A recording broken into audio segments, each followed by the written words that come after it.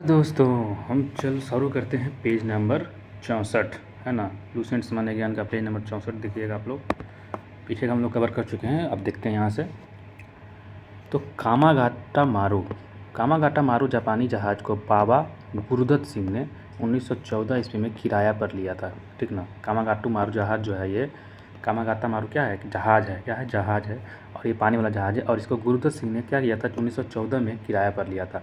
यह जलयान 351 यात्रियों के साथ 21 सितंबर 1914 ईस्वी को हुगली पहुंचा था, ठीक है। कितना, 351 यात्रियों के साथ कहाँ पहुंचा था, तो हुगली पहुंचा था 26 सितंबर 1914 को। याद रखिएगा कब पहुंचा था, 26 सितंबर 1914 को पहुंचा था हुगली।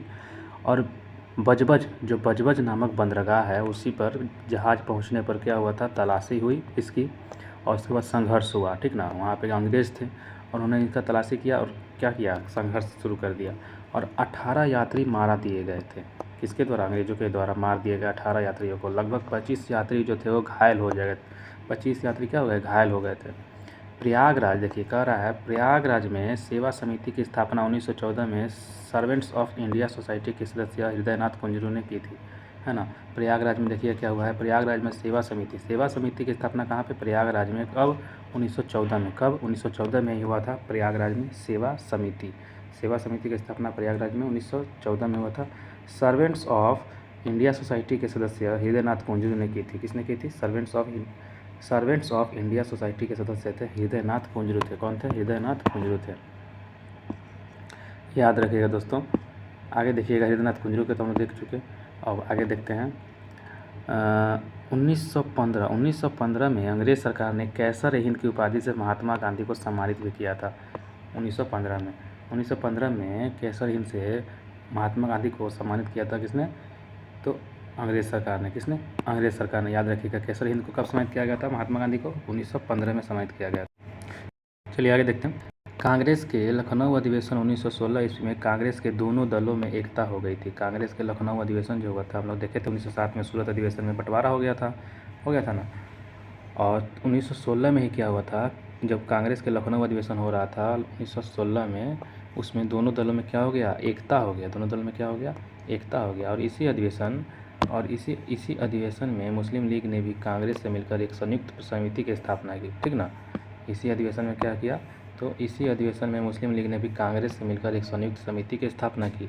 मुस्लिम लीग भी इसमें मिल चुका था, तो मतलब मुस्लिम लीग हो गया। और 1916 में लखनऊ सम्मेलन की अध्यक्षता मोहम्मद अली जिन्ना ने की थी। पूछता है कि जो लखनऊ सम्मेलन हुआ था उसकी अध्यक्षता किसने किया था, तो मोहम्मद अली जिन्ना। देखिए, जिन्ना के होते हुए भी लखनऊ में क्या हुआ कि गरम दल नरम दल दोनों मिल गया, बताइए। और उसके बाद मुस्लिम लीग भी मिल गया 1916 में। तो 1916 खास रहा क्योंकि इसमें सारा के सारा में क्या हो गए, तो मिल गए थे। तो जिन्ना और तिलक के विशेष प्रयास से ही 1916 में लीग और कांग्रेस के बीच में समझौता हो पाया था। जिन्ना था उधर से और इधर से तिलक जो थे, है ना। तो इन दोनों के प्रयास से ही 1916 में क्या हुआ था, कांग्रेस के बीच समझौता हुआ था, है ना। बाल गंगाधर तिलक और मोहम्मद अली जिन्ना। आगे देखिएगा, बाल गंगाधर तिलक ने स्वशासन प्राप्ति हेतु 28 अप्रैल 1916 ईस्वी में पूना में होम रूल लीग की स्थापना की थी। पूछेगा कि पूना में होम रूल लीग की स्थापना किसने की थी, तो बाल गंगाधर तिलक ने। किस लिए, तो स्वशासन प्राप्ति के लिए, स्वशासन, खुद से शासन करने की प्राप्ति करने के लिए जो बाल गंगाधर तिलक थे, बाल गंगाधर तिलक ने 28 अप्रैल 1916 ईस्वी में पूना में होम रूल लीग की स्थापना की थी। कहाँ, पूना में। और इसके अध्यक्ष कौन बना दिए गए थे, इसके अध्यक्ष जोसेफ बप्तिस्ता तथा सचिव एनसी केलकर थे। इसके अध्यक्ष कौन थे, जोसेफ बप्तिस्ता और सचिव कौन थे, एनसी केलकर थे। आगे देखिएगा दोस्तों, हम लोग देख रहे थे हाँ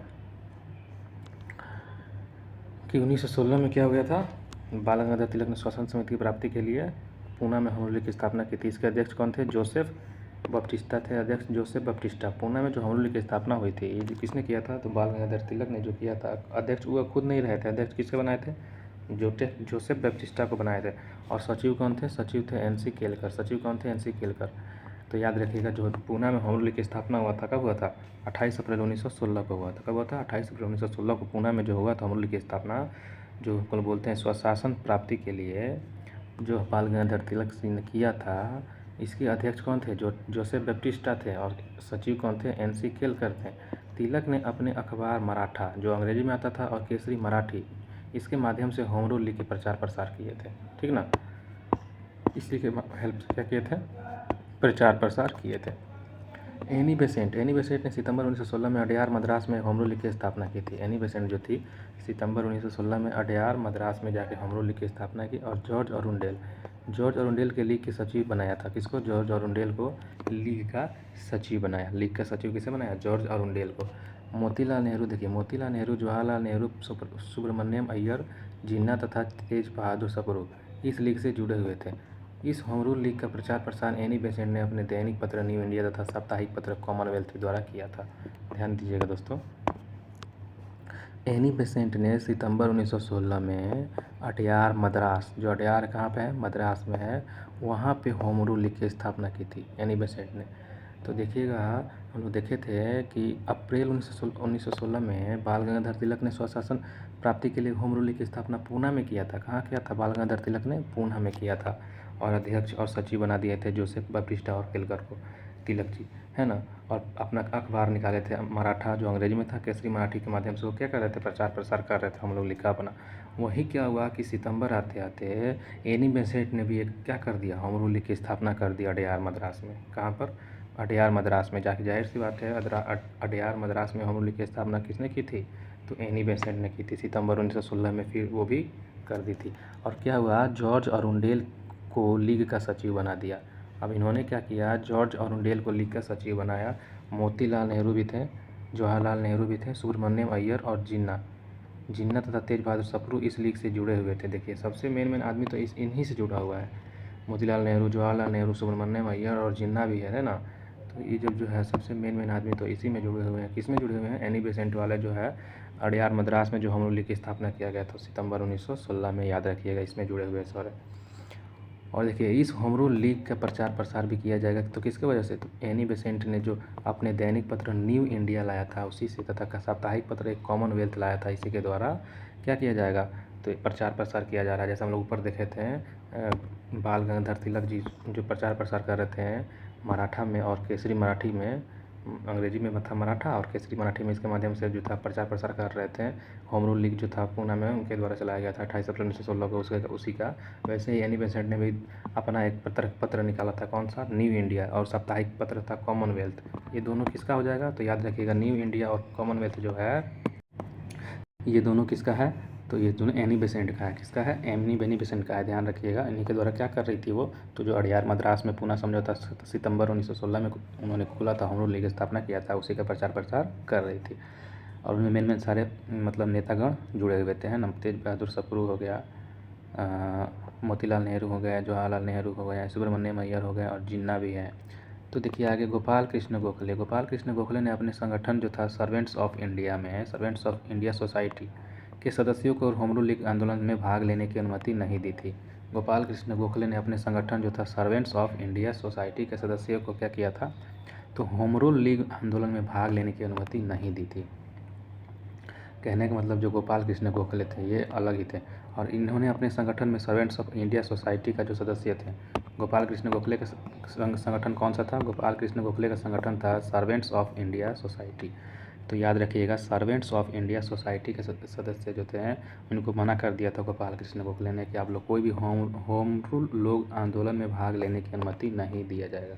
माना किसी सदस्य को होम रूल लीग आंदोलन में भाग नहीं लेगा। जितना भी है सर्वेंट्स ऑफ इंडिया सोसाइटी के सदस्य जो हैं गोपाल कृष्ण गोखले के द्वारा जो चलाया गया था।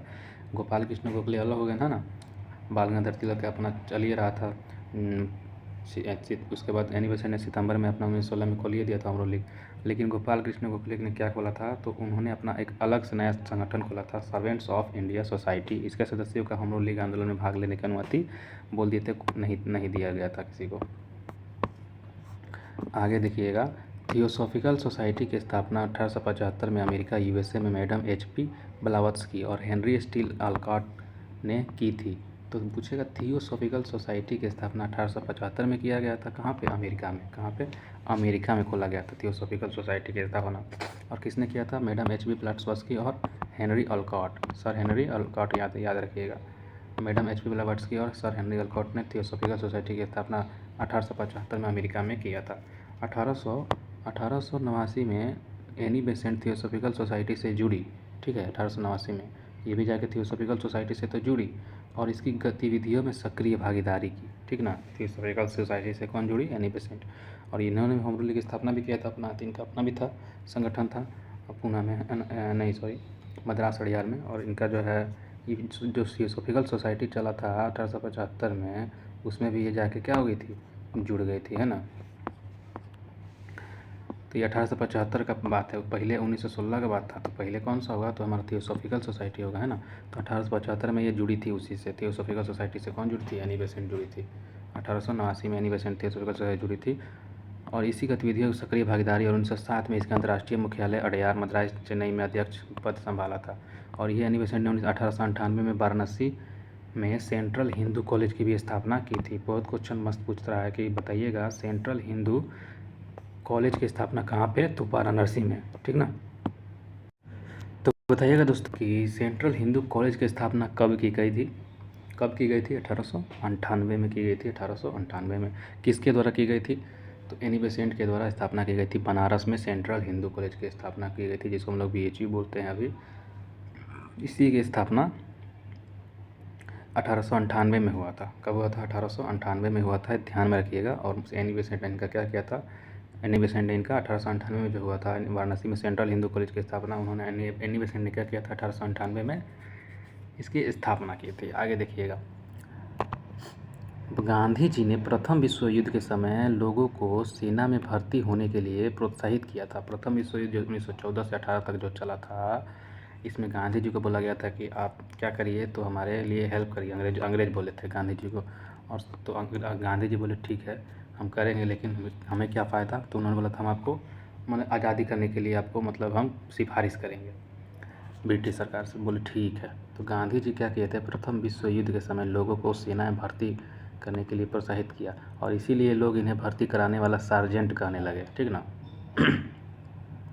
1916 में गांधी जी ने अहमदाबाद के करीब साबरमती आश्रम की भी स्थापना की थी।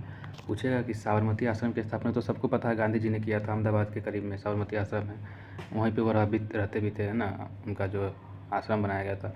और कब किया था? तो 1916 में। ये बहुत इंपॉर्टेंट है कि गांधी जी ने अहमदाबाद में जो साबरमती आश्रम की स्थापना कब की थी? कब किए थे? तो 1916 में किए थे। कब किए थे?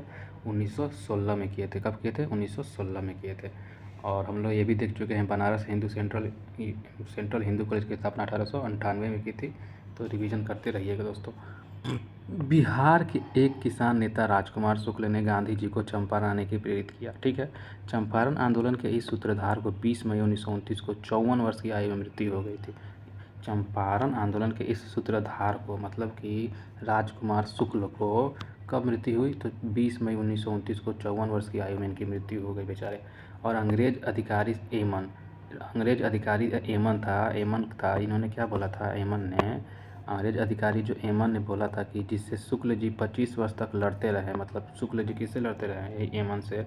उन्होंने एमन बोला मरने के बाद उसके कि उनके श्राद्ध क्रम के लिए 300 रुपये भेजा एवं कहा कि वह चंपारण का अकेला मर्द था। किसके लिए? राजकुमार शुक्ल के लिए। भारत में सत्याग्रह का पहला प्रयोग 1917 ईस्वी में चंपारण बिहार में किया गया। भारत में जो सत्याग्रह है, सत्याग्रह का पहला प्रयोग 1917 में ही चंपारण बिहार में किया गया था। चंपारण विद्रोह के कारण अंग्रेजों को तनकठिया प्रथा को समाप्त करना पड़ा, ठीक है। तिनकठिया मतलब 3/20 पर क्या करना था? 3/20 मतलब 20 में 3 हिस्सा पे नील की खेती करना होता था, वही बोल तिनकठिया खेती। तिनकठिया खेती अंग्रेज मालिकों द्वारा बिहार के जो चंपारण जिला है ना, वहीं पे रैयत किसान जो होते थे, किसानों पर नील की खेती के लिए जबरन लागू 3 तरीकों में एक था। तो इसे हम लोग खेतों के अन्य 2 तरीका जो था कुरतौली और कुश्की भी कहलाता था। तो अन्य तरीका जो था कुरतौली था और कुश्की था, लेकिन जो था तिनकठिया जो खेती था, ये इसमें प्रति 20 कट्ठा पर 3 कट्ठा जोत पर नील की खेती करना अनिवार्य कर दिया था।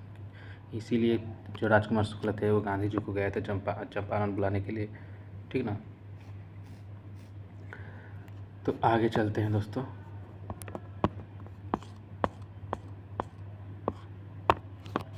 1917 के चंपारण सत्याग्रह के दौरान महात्मा गांधी के साथ राजेंद्र प्रसाद, ब्रजकिशोर प्रसाद, महादेव देसाई, जेवी कृपलानी, नरहरि पारिक और मजहरूल हक, एनजी रंगा, ये सब भी थे।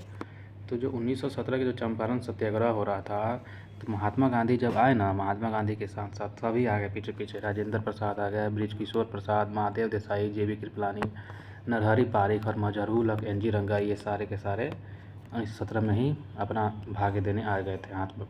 तो बत्तख मियाँ जो था उसी समय चंपारण सत्याग्रह के दौरान ही गांधी जी की जान बचाई थी। गांधी जी को मारना जाने का प्रयास किया गया था, तो बत्तख मियाँ जो थे इन्होंने ही उनकी जान बचाई थी। ठीक है। गांधी जी ने सत्याग्रह का जो सर्वप्रथम प्रयोग था वो दक्षिण अफ्रीका में किया था। पूछता है कि बताइए वो जो गांधी जी जो थे सबसे पहले सत्याग्रह का जो प्रयोग था सबसे पहले कहाँ पे किए थे? तो अपना भारत में नहीं किए थे, कहाँ किए थे? अफ्रीका, दक्षिण अफ्रीका जा गए थे ना, उसी समय दक्षिण अफ्रीका में वो किए थे। बेसेंट ने 20 अगस्त 1917 ईस्वी को होम रूल लीग की समाप्त करने की भी घोषणा की थी। बेसेंट ने, एनी बेसेंट जो थी वो 20 अगस्त 1917 ईस्वी को क्या बोली थी कि अब होम रूल लीग को हम समाप्त कर देंगे। जो होम रूल लीग चलाई थी बेसेंट पूर्ण थी अडयार मद्रास में, तो बेसेंट ने कहा था कि 20 अगस्त 1917 को अब क्या करेंगे, होम रूल लीग की समाप्त करने की घोषणा भी कर दी थी। तो इधर शुरू होते कितना टाइम लगा? 1916 में शुरू भी किया था और इधर 1917 में आते आते 20 अगस्त तक क्या बोल दी थी? तो बोली थी कि हम क्या करेंगे अब, तो इसको समाप्त करेंगे, घोषणा कर दी थी। मॉन्टेग्यू घोषणा देखिएगा, मॉन्टेग्यू घोषणा जो है 20 अगस्त 1917 को तत्कालीन भारत के सचिव मॉन्टेग्यू ने ब्रिटिश सरकार द्वारा भारत में लागू किए जाने वाले प्रस्तावित सुधारों की घोषणा की। मॉन्टेग्यू घोषणा क्या है? तो 20 अगस्त 1917 को तत्कालीन भारत के सचिव थे, तत्कालीन कौन थे? भारत सचिव मॉन्टेग्यू। तत्कालीन भारत सचिव मॉन्टेग्यू ने ब्रिटिश सरकार द्वारा भारत में लागू किए जाने वाले प्रस्तावित सुधारों की घोषणा की थी। मॉन्टेग्यू घोषणा का मतलब होता है कि जो तत्कालीन भारत के सचिव थे उस समय मॉन्टेग्यू जो थे, उन्होंने ब्रिटिश सरकार के द्वारा भारत में लागू किए जाने वाले जितना भी प्रस्तावित सुधार थे उसकी घोषणा की थी 1917 में, जिसमें 4 बातों का उल्लेख था। जिसमें कितना बातों का उल्लेख था? 4 बातों का उल्लेख था। पहला देखते हैं, तो ब्रिटिश शासन का लक्ष्य था कि भारत में स्वशासन को विकसित किया जाए। भारत में क्या? स्वशासन को विकसित किया जाए, ये बोला गया था। दूसरा बोला गया था कि स्वशासन एकदम न कि दिया जाकर धीरे धीरे चरणों में दिया जाएगा, खुश करने के लिए ऐसा बोला गया था। ठीक है। और फिर बोला गया था कि विभिन्न चरणों को निर्धारण जो है भारतीय द्वारा स्वशासन को दिशा में की गई प्रगति पर निर्भर करेगा। जैसा भारतीय अपना चलाएंगे उसी हिसाब से उनको दिया जाएगा। और आगे कह रहा है कि प्रगति के विषय में निर्धारण ब्रिटिश संसद तथा ब्रिटिश भारत सरकार द्वारा किया जाना था। जो विषय के प्रगति में जो विषय का निर्धारण किया जाएगा उसमें ब्रिटिश संसद और ब्रिटिश भारत इन दोनों सरकार द्वारा किया जाना रहेगा। ठीक है। ब्रिटिश संसद तथा ब्रिटिश भारत सरकार द्वारा, देख रहे हैं इसमें भी ब्रिटिश भारत सरकार लगा रहा है अपना। तो यही हम लोग जो देख रहे थे मॉन्टेग्यू घोषणा जो था, कब आया था? मॉन्टेग्यू घोषणा 20 अगस्त 1917 में आया था। मॉन्टेग्यू था कौन? तो ये भारत का तत्कालीन सचिव था और यही ब्रिटिश सरकार द्वारा जो भारत में लागू किया जाने वाला जितना भी सुधार था इसकी घोषणा किया था। सुधार तो था नहीं, वैसे ही बोल के भुलिया दिया था। तो मॉन्टेग्यू घोषणा 20 अगस्त 1917 में लाया गया था। याद रखिएगा, जब चंपारण सत्याग्रह चल रहा था उसी समय मॉन्टेग्यू घोषणा भी आया था। याद रखिएगा, चंपारण से रिलेट करके रखिएगा मॉन्टेग्यू घोषणा को। 1917 से चंपारण सत्याग्रह से क्या करिए, रिलेट करके रखिएगा। मॉन्टेग्यू घोषणा कब आया था? 20 अगस्त 1917। 20 अगस्त 1917। चलिए आगे देखते हैं मॉन्टेग्यू घोषणा के बारे में लिख रहा है क्या। तो मॉन्टेग्यू घोषणा भारतीय सरकार अधिनियम 1919 के आधार बनी थी। जो मॉन्टेग्यू घोषणा है ना, भारतीय सरकार अधिनियम जो था 1919 इसी का आधार बनी। और उदारवादी या कांग्रेसियों ने मॉन्टेग्यू घोषणा को महाभारत का मैग्ना कार्टा की संज्ञा भी दी। मॉन्टेग्यू घोषणा भारतीय सरकार अधिनियम 1919 के आधार बनी और उदारवादी कांग्रेसियों ने मॉन्टेग्यू घोषणा को भारत का मैग्ना कार्टा की संज्ञा दी। बदलदा है ना, भारत का मैग्ना कार्टा मतलब बदलाव की संज्ञा दी। किसने? मॉन्टेग्यू घोषणा भारतीय सरकार अधिनियम 1919 लाया गया, उसी के आधार पर क्या किया गया? तो उदारवादी कांग्रेसियों ने मॉन्टेग्यू घोषणा को भारत का मैग्ना कार्टा की संज्ञा दिया था। मैग्ना कार्टा किसको बोलते हैं? जब कहीं बदलाव होता है तो हम लोग मैग्ना कार्टा बोलते हैं। जो घोषणा कर दिया जाता है और बदलाव किया जाता है तो उसी को हम लोग कहते हैं मैग्ना कार्टा, है ना। तो उदारवादी कांग्रेसियों ने क्या किया था? मॉन्टेग्यू घोषणा को भारत का मैग्ना कार्टा कहा था। ठीक ना। भारत का मैग्ना कार्टा किससे कहा गया था? उदारवादी कांग्रेसियों द्वारा। तो जो मॉन्टेग्यू घोषणा दिया गया था उसमें जो घोषणा किया गया था भारत के बदलाव के लिए, तो वही मॉन्टेग्यू घोषणा को वही क्या कहा गया? उदारवादी कांग्रेसियों के द्वारा मॉन्टेग्यू घोषणा को वही क्या कहा गया? तो भारत का मैग्ना कार्टा कहा गया। तिलक ने मॉन्टेग्यू घोषणा को सूर्यविहीन उषा काल कहा था। तिलक ने मॉन्टेग्यू घोषणा जो था ना उसको क्या बोला था ये सूर्यविहीन उषा काल है। क्या है? सूर्यविहीन उषा काल है। सूर्य है ही नहीं, लेकिन उजाला हो रहा है उषा काल।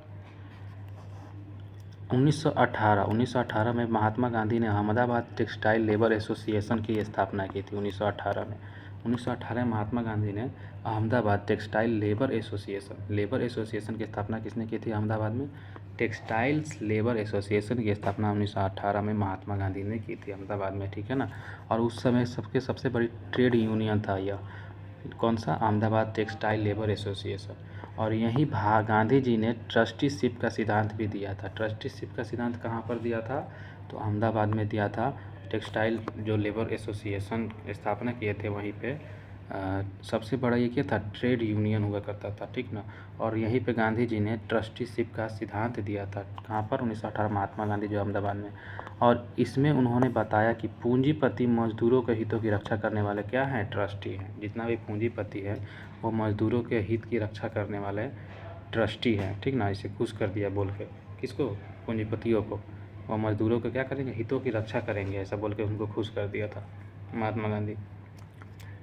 तो आगे देखते हैं हम लोग। नोट में देखिए लिख रहा है कि 31 अक्टूबर 1920 को एम.एन. जोशी ने All India Trade Union Congress AITUC की स्थापना भी की थी। All India Trade Union Council. तो All India Trade Union Council जिसको हम बोलते हैं All India Trade Union Council Congress, sorry All India Trade Union Congress जो है All India Trade Union Congress, इसकी स्थापना की थी 31 अक्टूबर 1920 में। किसने किए थे? एम.एन. जोशी ने किए थे। कौन किए थे? एम.एन. जोशी ने किए थे। All India Trade Union Congress. Congress क्या है? कांग्रेस। AITUC की स्थापना किसने किया था? एन.एम. जोशी ने किया था। All India Trade Union Congress 31 अक्टूबर 1920 में किया था, ठीक ना। AITUC की स्थापना 31 अक्टूबर 1920, याद रखिएगा। और इसके प्रथम अध्यक्ष कौन थे? लाला लाजपत राय थे। इसके प्रथम अध्यक्ष किसको बनाया था एन.एम. जोशी ने?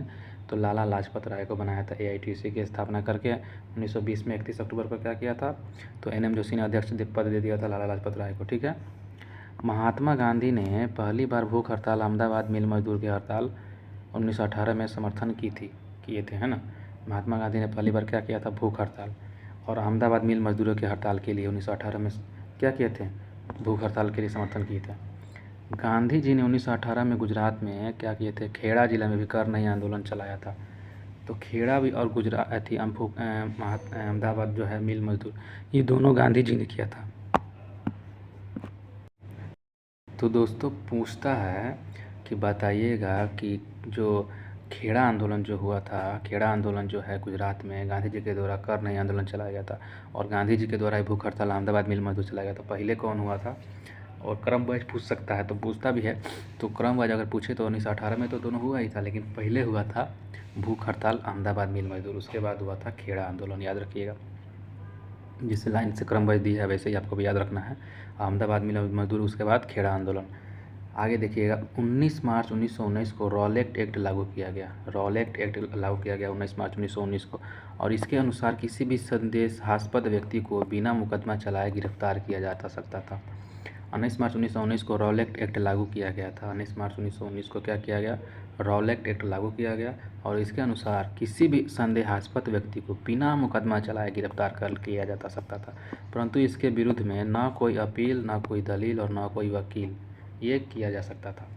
मतलब कि जो रॉलेट एक्ट लाया गया था ना, इसमें ऐसा नियम बनाया गया था कि किसी भी व्यक्ति को इसमें पकड़ के आप जेल कर सकते हैं, लेकिन वो आदमी क्या कर सकता है? उसके विरुद्ध में ना कोई अपील कर सकता है, ना कोई दलील कर सकता है, ना कोई वकील रख सकता है ना।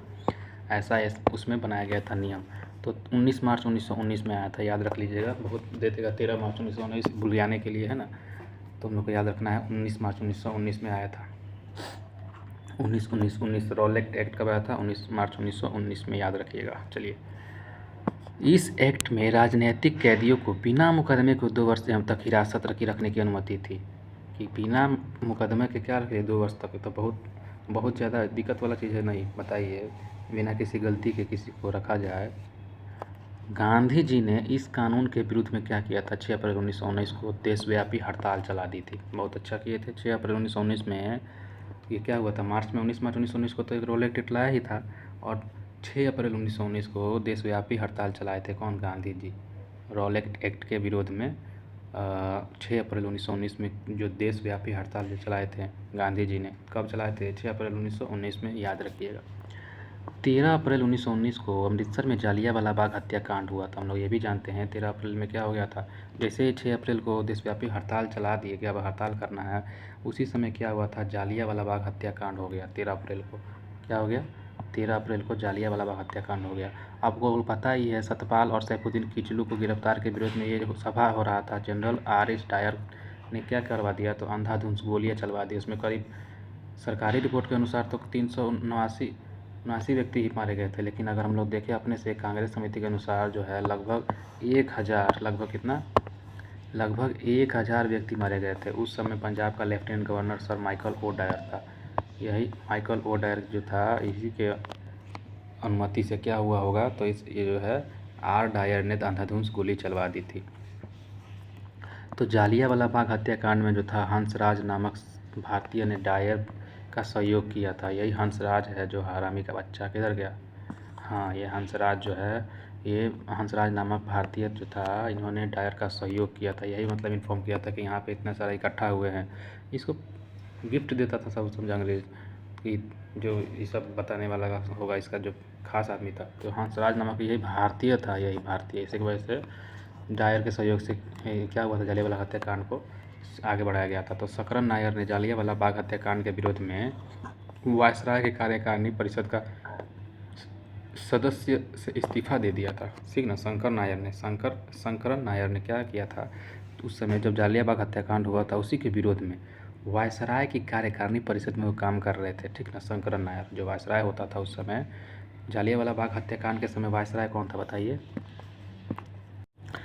दोस्तों? तो लॉर्ड कैनिंग जो था ना, यही 1857 को जालियांवाला बाग हत्याकांड हुआ था, सॉरी 1857 बोल रहे हैं, 19 मार्च 1919 में जो रॉलेट एथी चलाया गया था, 13 अप्रैल 1919 में जो है जालियांवाला बाग हत्याकांड हुआ था।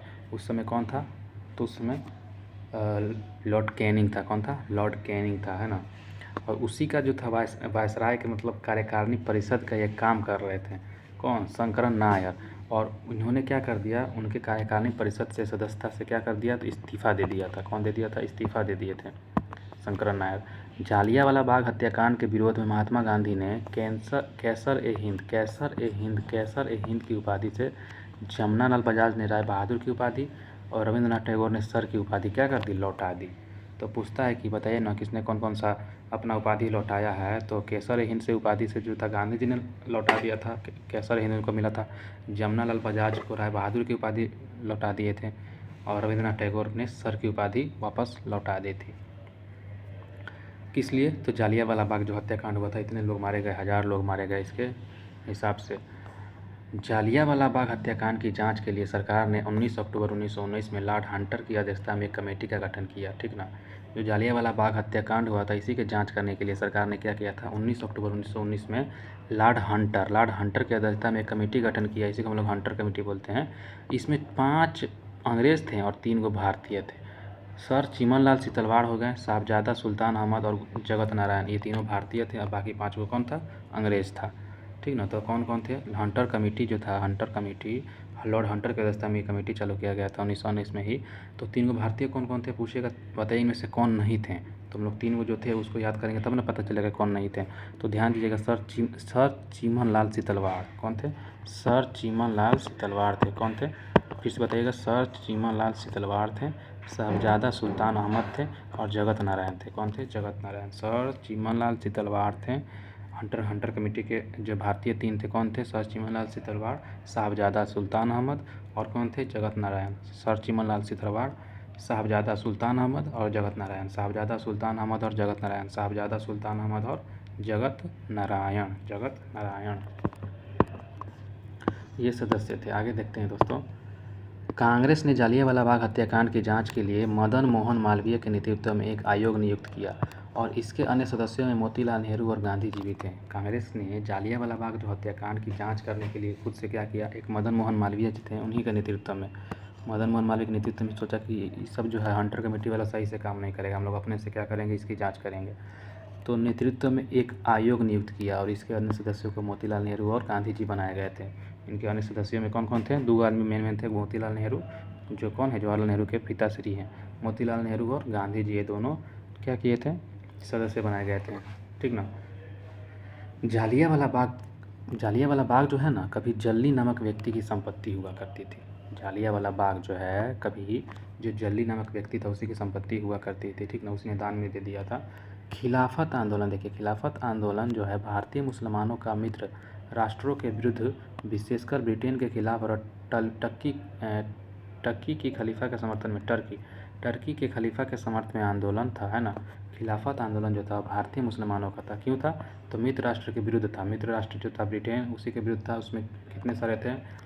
तो विशेषकर ब्रिटेन के खिलाफ टर्की के खिलाफ समर्थन में आंदोलन था। टर्की के खिलाफ के समर्थन में आंदोलन था, है ना। 17 अक्टूबर 1919 को समूचे देश में खिलाफत दिवस मनाया गया था। देखिए खिलाफत दिवस मुस्लिमों के द्वारा मनाया गया, उसमें हमारा भी सहयोग था। खिलाफत दिवस जो था समूचे देश में 17 अक्टूबर 1919 को मनाया गया था। 17 अक्टूबर 1919 को मनाया गया था। गांधी जी ने इसका फ़ायदा उठाया और मुस्लिम और हिंदू को एक समय बहुत मिलाने का कोशिश किया, जो कि हुआ भी था। सब उस समय जितना मतलब मुस्लिम हिंदू में एकता था, अभी तक कभी ऐसा बोले थे कि ज़िंदगी में कभी नहीं होगा जितना अभी एकता है हिंदू मुस्लिम में। तो 17 अक्टूबर 1919 में समूचे देश में खिलाफत दिवस मनाया गया। 23 नवंबर 1919 को हिंदू और मुसलमानों की एक संयुक्त कॉन्फ्रेंस हुई, जिसकी अध्यक्षता महात्मा गांधी ने खुद की थी। तो 23 नवंबर 1919 को हिंदू और मुसलमानों की एक संयुक्त कॉन्फ्रेंस हुआ था। कब हुआ था? 13 अप्रैल 1919 में, ठीक ना, और जिसकी अध्यक्षता महात्मा गांधी ने खुद किया था। रॉलेट एक्ट जो है, रॉलेट एक्ट जालियांवाला बाग हत्याकांड और खिलाफत आंदोलन के उत्तर में गांधी जी ने 1 अगस्त 1920 ईस्वी को असहयोग आंदोलन, कौन सा आंदोलन? असहयोग आंदोलन प्रारंभ किया। रॉलेट एक्ट जालियांवाला बाग हत्याकांड और खिलाफत आंदोलन, देखिए रॉलेट एक्ट हो गया। रॉलेट एक्ट जो 19 मार्च 1919 में आया था। जालियांवाला बाग 13 अप्रैल 1919 में आया था। खिलाफत आंदोलन कब आया था जी? खिलाफत आंदोलन भी आया था 17 अक्टूबर 1919 में। 17 अक्टूबर 1919 में, याद रखिएगा। तीनों को अगर दे दे सजाइए तो सबसे पहले आ जाएगा 19 मार्च 1919 को रॉलेट एक्ट, 13 अप्रैल 1919 में जालियांवाला बाग हत्याकांड, फिर 17 अक्टूबर 1919 में खिलाफत आंदोलन। अब ये तीनों जो था के उत्तर में गांधी जी ने 1 अगस्त 1920 को असहयोग आंदोलन की प्रारंभ कर दिया। बोला कि अभी सबसे बढ़िया समय सही है। तीनों जो है रॉलेट एक्ट की वजह से, जालियांवाला बाग हत्याकांड का सभी तो हिंदू खतरे में थे, मतलब कि गुस्से में थे, और उधर से खिलाफत आंदोलन भी चला तो उधर मुस्लिम भी सारे गुस्से में थे। यही सही टाइम है, हथौड़ा गर्म है, मार दीजिए, है ना। तो असहयोग आंदोलन शुरुआत कर दिए थे 1 अगस्त 1920 में, ठीक ना। असहयोग आंदोलन को पुष्टि भारतीय राष्ट्रीय कांग्रेस ने दिसंबर 1920 में नागपुर अधिवेशन में की थी। जो शुरुआत तो प्रारंभ किए थे, लेकिन इसकी पुष्टि जब तक होगा नहीं तब तक पूरा देशव्यापी नहीं ना चलाया जाएगा। तो असहयोग आंदोलन की जो पुष्टि थी भारतीय राष्ट्रीय कांग्रेस ने दिसंबर 1920 में जाकर के क्या किया? नागपुर अधिवेशन में इसकी की थी, और इसके प्रस्ताव का CR दास ने प्रस्तावित किया था। जो था असहयोग आंदोलन की पुष्टि भारतीय राष्ट्रीय कांग्रेस जब तक क्या करेंगे, उसको एक्सेप्ट नहीं करेंगे तब तक पूरा देशव्यापी नहीं चलेगा। तो इसीलिए जो था, क्योंकि कांग्रेस उस समय तो सबसे बड़ा दल था, हिंदू दल, तो दिसंबर 1920 में क्या हुआ था कि नागपुर अधिवेशन जब चल रहा था दिसंबर 1920 में, उसी समय जो CR दत्त थे, CR दत्त को बोला गया कि आप इसके प्रस्तावित करिए असहयोग आंदोलन को।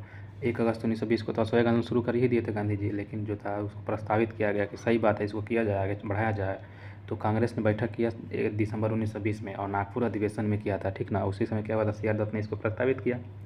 और आगे देखते हैं, मोहम्मद अली को सर्वप्रथम असहयोग आंदोलन में गिरफ्तार किया गया था, है ना।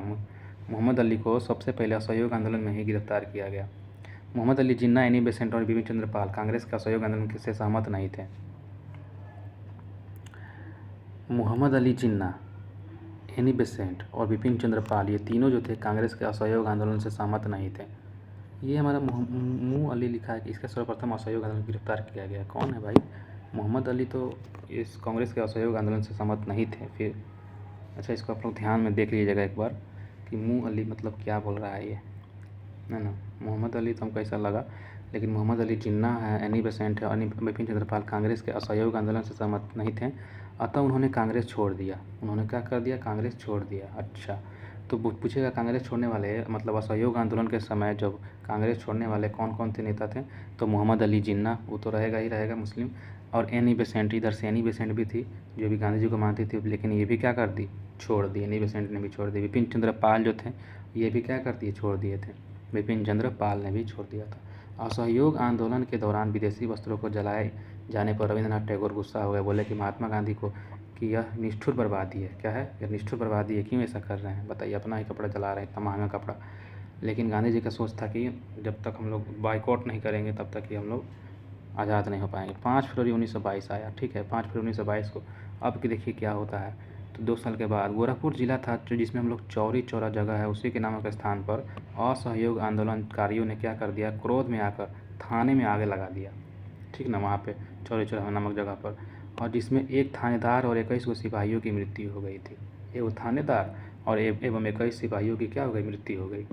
इस घटना से दुखित होकर गांधी जी ने 11 फरवरी 1922 को असहयोग आंदोलन स्थगित कर दिया। इस समय महात्मा गांधी बारदोली में थे, कहाँ थे, बारदोली में थे। दोस्तों लोग देख रहे थे कि महात्मा गांधी इस समय कहाँ थे, इसमें बारदोली में थे जब चौरी चौरा कांड हुआ था।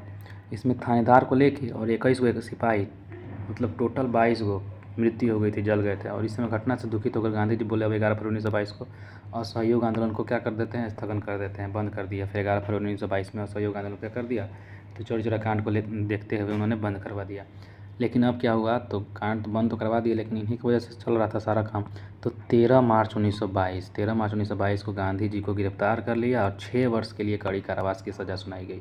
स्वास्थ्य संबंधी कारण थे, लेकिन फिर उसको गांधी जी को 5 फरवरी 1924 को ही रिहा कर दिया गया था। लगभग 2 साल के आसपास में उनको रिहा कर दिया गया था स्वास्थ्य संबंधी कारणों की वजह से। 1922 में मेवाड़ भील आंदोलन का नेता मोतीलाल तेजावत था। 1922 में मेवाड़ जो था भील आंदोलन का नेता मोतीलाल तेजावत था। कौन था, मोतीलाल तेजावत था। 1923 में इलाहाबाद में चित्तरंजन दास एवं मोतीलाल नेहरू ने कांग्रेस के अंतर्गत स्वराज पार्टी की स्थापना की। 1923 में क्या कर रहा है,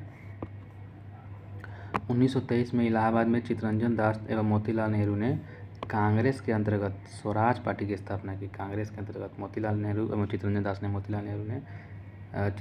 ने क्या किया था, तो इलाहाबाद में जो था कांग्रेस के स्वराज पार्टी की स्थापना किए थे। कब, 1923 में, याद रखिएगा।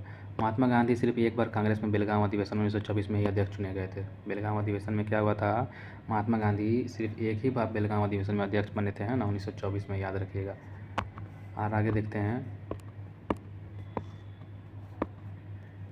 सचिंद्रनाथ सान्याल जो थे, सचिंद्रनाथ सान्याल 1924 ईस्वी में कानपुर में हिंदुस्तान रिपब्लिक एसोसिएशन की स्थापना की थी।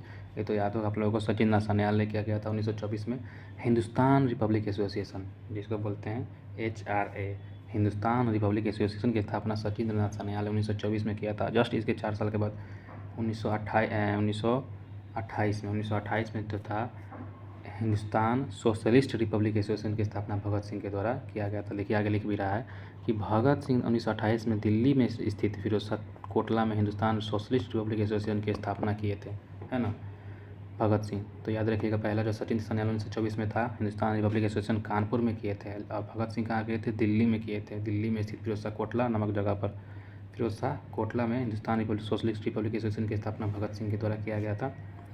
आगे देखते हैं, काकोरी कांड बहुत इंपॉर्टेंट है यहाँ पर। उससे पहले हम लोग ये देख लेते हैं, पहले काकोरी कांड ही देख लेते हैं।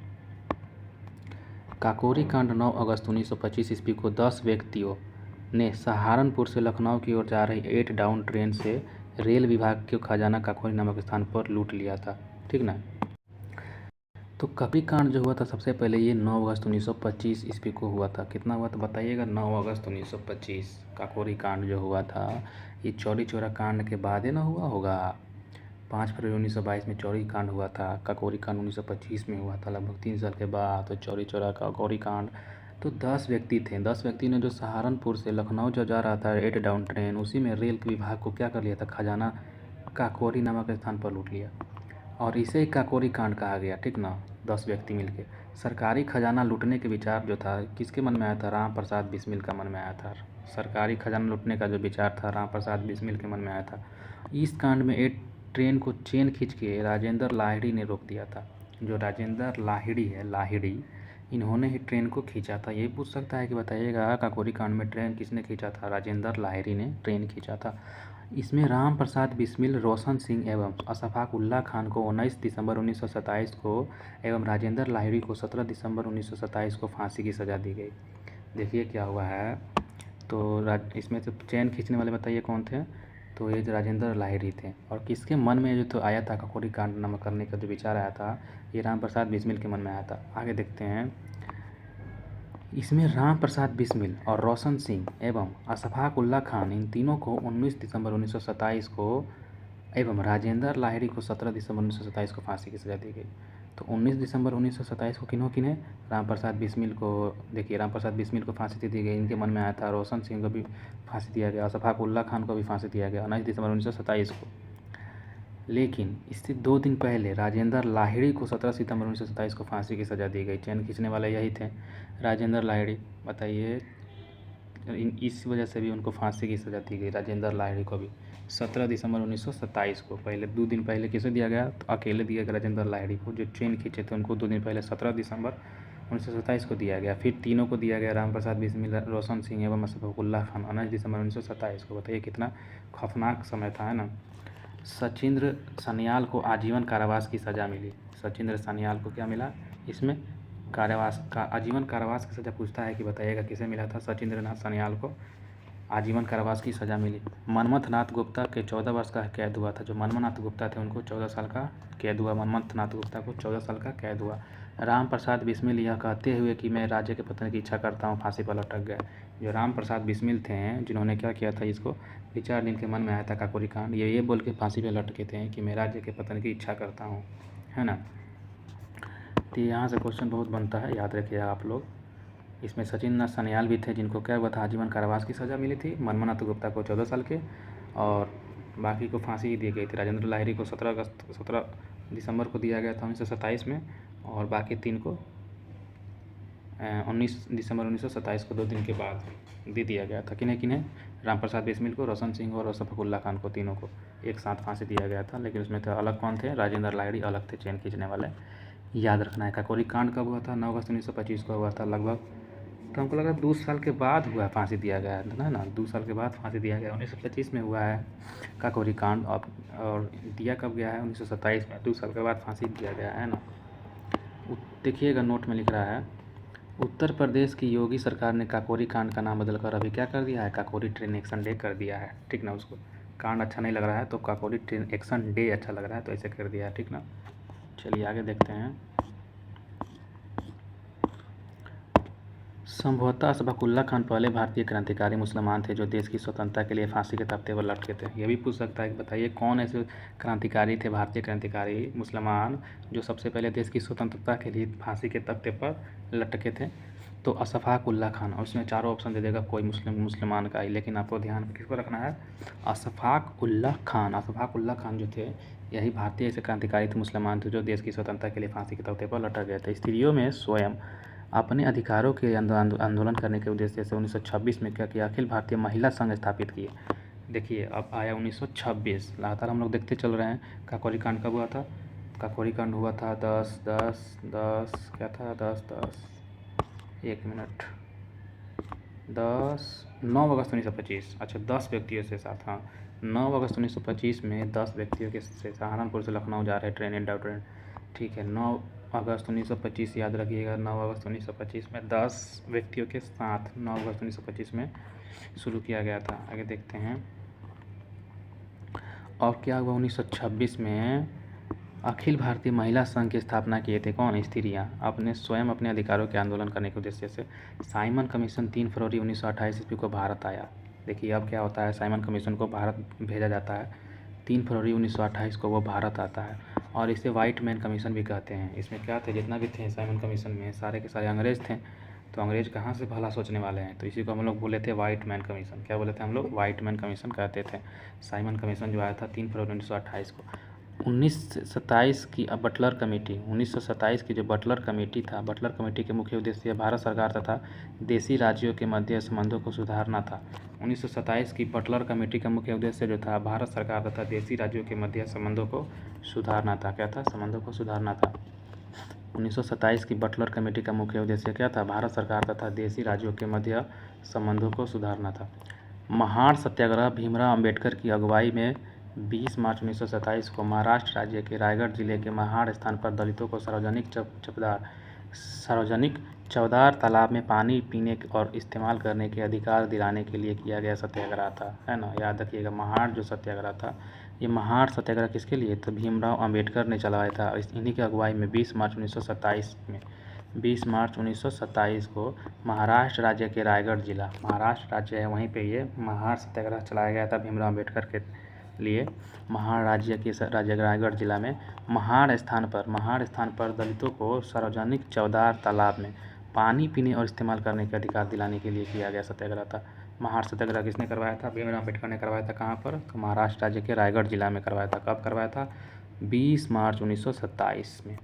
तो धीरे धीरे हम लोग बढ़ते जा रहे हैं। 1926 में हम लोग महिला देखे थे, अखिल भारतीय महिला संघ आयोग 1926 में देखे थे ना। अब 1927 में क्या देख रहे हैं? महाड़ सत्याग्रह देख रहे हैं। इसे लाइन बाय लाइन हम लोग देखते चल रहे हैं। 1925 में काकोरी कांड देखे थे। 25 दिसंबर 1927 को अंबेडकर ने महाड़ गांव में ही मनुस्मृति की सार्वजनिक दहन किया था। मनुस्मृति जो पुस्तक थी उसी को सबके सामने क्या किया, जला दिया, सार्वजनिक दहन किया मनुस्मृति को। मंदिर में प्रवेश आंदोलन की शुरुआत की और मंदिर में प्रवेश करने की आंदोलन किया, ठीक ना, शुरुआत किया वहाँ से। अंबेडकर ने 1927 में ही समता सैनिक दल की स्थापना की। समता सैनिक दल की स्थापना किसने की? अंबेडकर ने। तो यहाँ से भी क्वेश्चन बन सकता है, बताइएगा समता सैनिक दल की स्थापना किसने किया था? भीमराव अम्बेडकर ने 1927 में ही किया था। और मनुस्मृति को जला दिए थे कब? वही महाड़ सत्याग्रह के बाद। तो ध्यान में रखिएगा, अंबेडकर ने 1927 में ही समता सैनिक दल की स्थापना की थी। समता सैनिक दल की स्थापना किसने की? समता सैनिक दल की स्थापना किसने की थी? तो भीमराव अम्बेडकर ने 1927 में की थी। स्वतंत्र लेबर पार्टी की स्थापना अंबेडकर ने 25 अगस्त 1936 को की थी। स्वतंत्र लेबर पार्टी की स्थापना जो था अंबेडकर ने 15 अगस्त 1936 को की थी। स्वतंत्र लेबर पार्टी की जो स्थापना है अंबेडकर ने 15 अगस्त 1936 को किया था। अंबेडकर ने कब किया था स्वतंत्र लेबर पार्टी की स्थापना? तो अंबेडकर ने 15 अगस्त 1936 को किया था स्वतंत्र लेबर पार्टी की स्थापना। याद रखिएगा, लेबर पार्टी हो गया और समता सैनिक दल, इन दोनों की स्थापना 1926 में तो सैनिक दल का किया गया था, समता सैनिक दल, और 1936 में क्या हुआ था? तो स्वतंत्र लेबर पार्टी की स्थापना। ये दोनों किए थे भीमराव अम्बेडकर जी, ठीक है। नेहरू रिपोर्ट का अंतिम रूप से अगस्त 1928 में आयोजित सर्वदलीय सम्मेलन में स्वीकार किया गया था। सम्मेलन की अध्यक्षता डॉक्टर अंसारी ने की थी। किसने की थी? डॉक्टर अंसारी ने की थी। तो नेहरू रिपोर्ट का जो अंतिम रूप से अगस्त 1928 में आयोजित सर्वदलीय सम्मेलन के स्वीकार किया गया था, इस सम्मेलन की अध्यक्षता डॉक्टर अंसारी ने की थी। याद रखिएगा, नेहरू रिपोर्ट की अध्यक्षता किसने किया था? तो डॉक्टर अंसारी ने किया था। सर्वदलीय सम्मेलन है ना, इस सम्मेलन की अध्यक्षता डॉक्टर अंसारी ने किया था। सर्वदलीय सम्मेलन जो था इसमें स्वीकार किया गया नेहरू रिपोर्ट को अंतिम रूप से अगस्त 1928 में सर्वदलीय सम्मेलन में स्वीकार किया गया। इसी सम्मेलन की अध्यक्षता डॉक्टर अंसारी किए थे, ठीक है। 30 अक्टूबर 1928 को लाहौर में साइमन आयोग के विरुद्ध में प्रदर्शन करते हुए समय पुलिस की लाठी से लाला लाजपत राय घायल हो गए और बाद में उनकी मृत्यु हो गई थी। वही जो था साइमन कमीशन जो आया था, उन्हीं के विरुद्ध में क्या हुआ था? तो प्रदर्शन हो रहा था, आंदोलन हो रहा था, और उसी समय लाठीचार्ज की वजह से लाला लाजपत राय को क्या हो गया? माथा पे चोट लग गया, उनकी मृत्यु हो गई। 30 अक्टूबर 1928 ईस्वी को जो लाहौर में साइमन आयोग के विरुद्ध में प्रदर्शन करते समय पुलिस की लाठी से लाला लाजपत राय घायल हो गए और बाद में उनकी मृत्यु हो गई थी।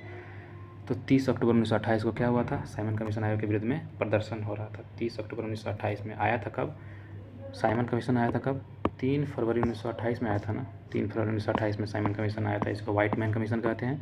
और इसी के समय 30 अक्टूबर को क्या हुआ था? साइमन कमीशन आयोग के विरुद्ध में लाला लाजपत राय की वजह से क्या हुआ था? प्रदर्शन चल रहा था, जिनमें उनकी लाठीचार्ज की वजह से उनकी मृत्यु हो गई थी, बताइए।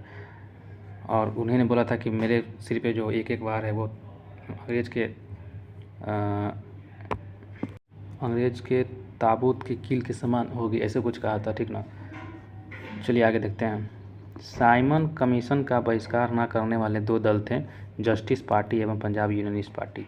साइमन कमीशन का जो बहिष्कार नहीं करने वाले दो दल कौन कौन थे? जो साइमन कमीशन आया था लेकिन उसका बहिष्कार नहीं कर रहे थे, जस्टिस पार्टी नहीं कर रहे थे, और एक पंजाब यूनियनिस्ट पार्टी नहीं कर रहे थे। ये दोनों उसका उसका क्या कर रहे थे, उसका बहिष्कार नहीं कर रहे थे। साइमन कमीशन का बहिष्कार करने वाले 2 दल नहीं थे। वो कौन कौन थे? जस्टिस पार्टी और पंजाब यूनियनिस्ट पार्टी। भगत सिंह के नेतृत्व में पंजाब क्रांतिकारी ने 17 दिसंबर 1928 को लाहौर के तत्कालीन सहायक पुलिस कप्तान सॉन्डर्स को गोली मार दी। भगत सिंह जो थे वो लाला लाजपत राय के बहुत ज़्यादा करीबी थे, बहुत ज़्यादा मानते थे। उन्हीं की मृत्यु पर ही शौक हो गए और क्या किए, सोचे कि अब जब तक हम उसको मारेंगे नहीं सॉन्डर्स को, तब तक चैन से नहीं बैठेंगे। तो भगत सिंह ने जो था नेतृत्व में पंजाब के जो क्रांतिकारी 17 दिसंबर 1928 को लाहौर के तत्कालीन सहायक पुलिस कप्तान सॉन्डर्स को क्या कर दिया, गोली मार दी। 17 दिसंबर 1928 को लाहौर के तत्कालीन सहायक पुलिस कौन थे? तो कप्तान सॉन्डर्स को गोली मार दी। लाहौर के तत्कालीन सहायक पुलिस कप्तान सॉन्डर्स 17 दिसंबर 1928 को लाहौर के तत्कालीन सहायक पुलिस कप्तान सॉन्डर्स को गोली मार दी। पब्लिक सेफ्टी बिल पास होने के विरोध में 8 अप्रैल 1929 ईस्वी को बटुकेश्वर दत्त एवं भगत सिंह ने दिल्ली में सेंट्रल लेजिस्लेटिव असेंबली में खाली बेंच पर बम फेंका था। ठीक ना। पब्लिक सेफ्टी बिल पास होने के विरोध में 8 अप्रैल 1929 ईस्वी में बटुकेश्वर दत्त एवं भगत सिंह ने दिल्ली में सेंट्रल लेजिस्लेटिव असेंबली में खाली बेंच पर बम फेंका था। कौन कौन? बटुकेश्वर दत्त और भगत सिंह। तो वैसे तो भगत सिंह को फांसी तो होना ही था, किस लिए? तो उन्होंने जो सॉन्डर्स को मारा था गोली, उसी की वजह से 1928 में जो हम लोग ऊपर देखे थे ना, अभी 17 दिसंबर 1928 में भगत सिंह के नेतृत्व में जो था पंजाब के क्रांतिकारियों ने 17 दिसंबर 1928 में लाहौर के तत्कालीन सहायक पुलिस कप्तान सॉन्डर्स को गोली मार दी, उसके वजह से। लेकिन एक और काम किए थे इन्होंने, पब्लिक सेफ्टी बिल पास होने के विरोध में जो थे, इन्होंने 8 अप्रैल 1929 में बटुकेश्वर दत्त के साथ मिलकर जगत भगत सिंह ने दिल्ली में सेंट्रल लेजिस्लेटिव असेंबली में खाली बेंच पर बम फेंका। क्रांतिकारियों ने अपने पर्चे में कहा था कि उनका मकसद किसी की जान लेना नहीं था, बल्कि बहरे कानों तक अपनी आवाज़ पहुँचाने के लिए ये बम फेंका गया था, खाली जगहों पर बम फेंका गया था। ठीक ना। भगत सिंह एवं बटुकेश्वर दत्त के बम फेंकने के समय असेंबली अध्यक्ष कौन थे? विट्ठल भाई पटेल थे। ठीक ना। सदारत कर रहे थे, विट्ठल भाई पटेल सदारत कर रहे थे, है ना। विट्ठल भाई पटेल जो थे, ये भगत सिंह और बटुकेश्वर दत्त के बम फेंकने के समय असेंबली में अध्यक्षता कर रहे थे। भगत सिंह एवं बटुकेश्वर दत्त के बम फेंकने के समय असेंबली के अध्यक्ष विट्ठल भाई पटेल के सदारत कर रहे थे। कौन कर रहे थे? सदारत कर रहे थे। तो जो था विट्ठल भाई पटेल सदारत कर रहे थे भगत सिंह एवं बटुकेश्वर दत्त के बम फेंकने के समय। असेंबली के अध्यक्ष कौन कर रहे थे? विट्ठल भाई पटेल कर रहे थे। कांग्रेस के 1929 ईस्वी के लाहौर अधिवेशन में पूर्ण स्वराज का अपना लक्ष्य घोषित किया था। कांग्रेस के 1929 ईस्वी के लाहौर अधिवेशन में पूर्ण स्वराज में अपना लक्ष्य घोषित किया था। इस अधिवेशन की अध्यक्षता जवाहरलाल नेहरू ने कर रहे थे। इस अधिवेशन की अध्यक्षता कौन कर रहे थे? जवाहरलाल नेहरू कर रहे थे, है ना। इस अधिवेशन की अध्यक्षता कौन कर रहे थे? जवाहरलाल नेहरू कर रहे थे। 31 दिसंबर 1929 ईस्वी को रात के 11 बजे जवाहरलाल नेहरू ने रावी नदी के तट पर नवगृहित तिरंगा झंडा को फहराया था। नया जो अपनाया गया था नवगृहित तिरंगा झंडा को क्या किया था? फहराया था 31 दिसंबर 1929 को, एकदम रात के 12 बजे, जैसे 1930 होने जा रहा था, रात के 12 बजे 31 दिसंबर को ही। तो क्यों? तो कांग्रेस के जो 1929 ईस्वी के लाहौर अधिवेशन में पूर्ण स्वराज का अपना लक्ष्य घोषित किया गया था। इसी अधिवेशन की अध्यक्षता जवाहरलाल नेहरू ने कर रहे थे। ठीक ना। कांग्रेस के 1929 के कौन सा लाहौर अधिवेशन का जो पूर्ण स्वराज का इसमें अपना लक्ष्य घोषित किया गया, और रात के 12 बजे क्या किया गया? तो नवगृहित तिरंगा झंडा फहराया गया। इसी अधिवेशन में 26 जनवरी 1930 ईस्वी को प्रथम स्वाधीनता दिवस के रूप में मनाने का निश्चय किया गया था कि अब हम लोग क्या करेंगे, तो 26 जनवरी 1930 से क्या करेंगे? प्रथम स्वाधीनता दिवस मनाने का शुरुआत करेंगे। इसके साथ प्रत्येक वर्ष 26 जनवरी को स्वतंत्रता दिवस के रूप में मनाए जाने की परंपरा शुरू हो गई थी। ठीक ना। इसी के समय में 22 मार्च 1930 को गांधी जी ने अपने 78 गांधी जी के सहित 79 समर्थकों के साथ साबरमती स्थित अपने आश्रम से लगभग 322 किलोमीटर दूर दांडी के लिए प्रस्थान किया था। हम लोग देखे थे कि दांडी यात्रा जो किए थे गांधी जी, कितना व्यक्तियों के साथ? अपने 78 व्यक्तियों के साथ। और गांधी जी इसमें से एक तो कितना हो गया? 79 हो गया। तो 12 मार्च 1930 को यह शुरू हुआ था गांधी जी के साथ, और साबरमती स्थित अपने आश्रम से लगभग 322 किलोमीटर दूर दांडी के लिए प्रस्थान किया। लगभग 24 दिनों बाद 6 अप्रैल 1930 को दांडी पहुंचकर गांधी जी ने नमक कानून को तोड़ा और सविनय अवज्ञा आंदोलन की शुरुआत की। ठीक ना। लगभग 24 दिनों के बाद 6 अप्रैल 1930 को दांडी पहुंचकर गांधी जी ने क्या किया? तो नमक कानून को तोड़ा और सविनय अवज्ञा आंदोलन की शुरुआत की। सुभाष चंद्र बोस ने गांधी जी के नमक सत्याग्रह की तुलना जो थी नेपोलियन की एल्बा से पेरिस, जो नेपोलियन जो था एल्बा से पेरिस गया था, उसी को देखते हुए इन्होंने बोला था सुभाष चंद्र बोस ने कि गांधी जी भी वही काम कर रहे हैं। नेपोलियन के एल्बा से जो पेरिस यात्रा हुआ था उसी को गांधी जी अब उसको कॉपी कर रहे हैं। तो गांधी जी नमक सत्याग्रह किए थे, जो नेपोलियन के एल्बा से पेरिस जो यात्रा किया था, नेपोलियन के एल्बा से पेरिस यात्रा के, और मुसोलिनी के रोम मार्च से भी किया था। और मुसोलिनी में भी ऐसा ही किया गया था, एक रोम मार्च निकाला गया था, और नेपोलियन ने भी एल्बा से पेरिस यात्रा किया था। तो इन दोनों को देखते हुए बोले थे सुभाष चंद्र बोस की गांधी जी भी यही कर रहे हैं, नमक सत्याग्रह निकाल रहे हैं। ऐसे में थोड़ा दबदबा होता है ना, पूरा फैल जाता है पूरा देश में। तो दांडी यात्रा के दौरान कमला देवी चट्टोपाध्याय जो थी और सरोजनी नायडू जो थी, इन दोनों ने गांधी जी के आंदोलन के बोले थे कि आप केवल पुरुषों तक सीमित मत रखिएगा, इसको हम लोग तक भी पहुंचाइएगा। कहाँ तक? मतलब महिलाओं तक भी, हम लोग भी क्या करेंगे, इसमें सपोर्ट करेंगे दांडी यात्रा में। तो कमला देवी चट्टोपाध्याय और सरोजनी नायडू ने बोला था। कौन कौन बोले थे? कमला देवी चट्टोपाध्याय और सरोजनी नायडू बोली थी। नमक सत्याग्रह के दौरान बिहार के लोगों ने नमक बनाने के साथ साथ चौकीदारी कर का भी विरोध करना शुरू किया था।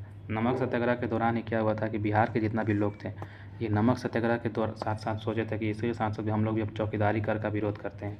चौकीदारी टैक्स दिया जाता था उस समय, है ना।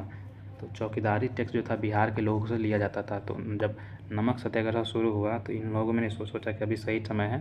तो इन लोगों ने भी क्या किया, बिहार के लोगों ने चौकीदारी टैक्स को विरोध करने पे खड़ा हो गया, नमक बनाने के साथ साथ, ठीक ना। कहे कि अच्छा समय था। आगे देखते हैं। 4 मार्च 1931 ईस्वी को गांधी इरविन पैक्ट हुआ। जैसा कि हम लोग पता है, गांधी जी और इरविन में क्या हुआ था, पैक्ट हुआ था कि सविनय अवज्ञा बंद करने के लिए, ठीक ना। इसके बाद क्या हुआ, सब गांधी जी ने सविनय अवज्ञा आंदोलन को स्थगित कर दिया, ठीक है, मान गए, ठीक है। गांधी इरविन पैक्ट कब हुआ था? 4 मार्च 1931 में हुआ था। इरविन से 31 याद रखिएगा, 4 मार्च को। गांधी इरविन समझौता को दिल्ली समझौता के नाम से भी जाना जाता है। गांधी जी और इरविन में कब हुआ था समझौता? तो दिल्ली में समझौता हुआ था 4 मार्च 1931 को। इसी को हम लोग बोलते हैं गांधी इरविन समझौता, जिसको हम लोग दिल्ली समझौता भी बोल सकते हैं, ठीक ना। 1931 में सरदार वल्लभ भाई पटेल, हम लोग विट्ठल भाई पटेल कहाँ देखे थे? हम लोग पीछे देखे थे ना, विट्ठल भाई पटेल। कौन था विट्ठल भाई पटेल? जिसकी अध्यक्षता में वो जो हुआ था, हम लोग नीचे कहाँ देखे थे? हाँ, यहाँ पे देखे थे विट्ठल भाई पटेल। विट्ठल पटेल सदारत कर रहे थे। भगत सिंह और बटुकेश्वर दत्त के बम फेंकने के समय असेंबली के अध्यक्ष विट्ठल भाई पटेल सदारत कर रहे थे। अच्छा हाँ, जब भगत सिंह और बटुकेश्वर दत्त ने बम फेंका था उस समय असेंबली हॉल का अध्यक्षता कौन कर रहे थे?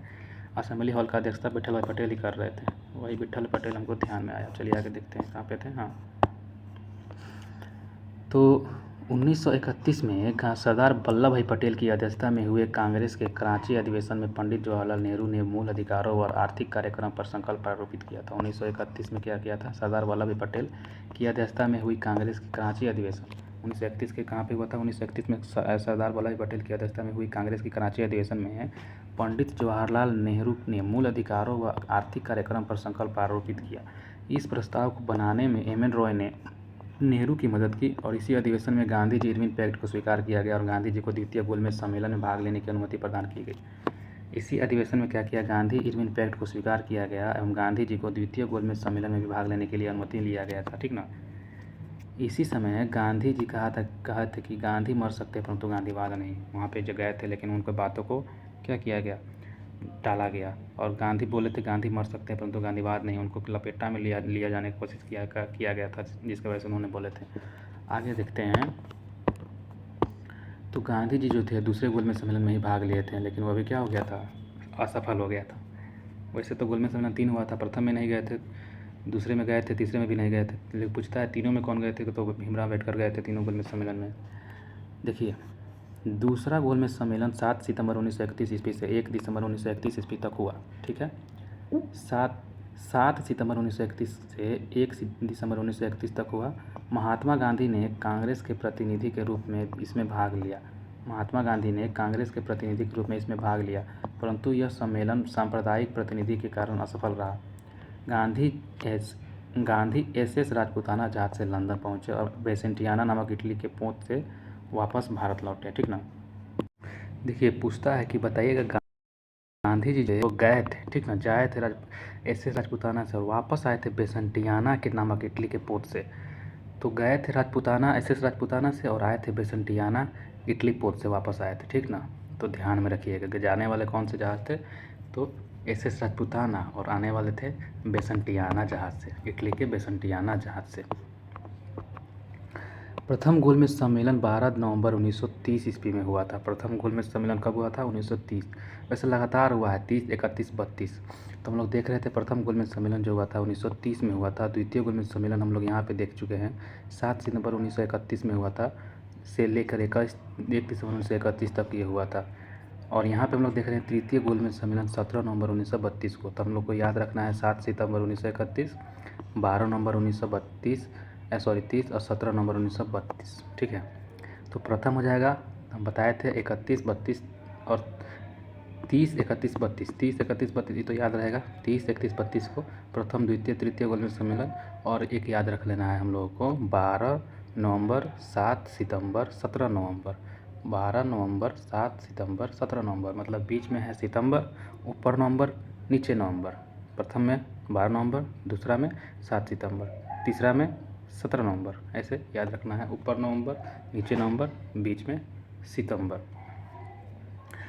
तो नवंबर 12 नवंबर, 7 सितंबर, 17 नवंबर, 30, 31, 32 याद रहेगा। तीनों गोलमेज सम्मेलनों के समय इंग्लैंड के प्रधानमंत्री जेम्स रैमजे मैकडोनाल्ड था। ठीक था, कौन था? यही तीनों गोलमेज सम्मेलन के समय जो इंग्लैंड के प्रधानमंत्री कौन था? James Ramsay MacDonald. Doctor Bhimrao Ambedkar ji जो थे लंदन में हुई तीनों गोलमेज सम्मेलनों में अछूतों के प्रतिनिधि के रूप में क्या लिए थे? तो प्रतिनिधि के रूप में वो बुलाया गया था। दूसरे गोलमेज सम्मेलन की असफलता के बाद गांधी जी ने 3 जनवरी 1932 में पुनः सविनय अवज्ञा आंदोलन प्रारंभ कर दिया। सविनय अवज्ञा आंदोलन, ठीक ना, क्या बोल रहा है? सविनय अवज्ञा आंदोलन अंतिम रूप से 7 अप्रैल 1934 को वापस लिया गया। कब लिया गया? 7 अप्रैल 1934 को वापस लिया गया सविनय अवज्ञा आंदोलन।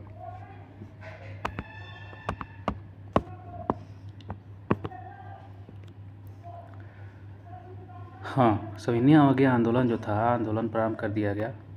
कहाँ चले गए? 1 मिनट।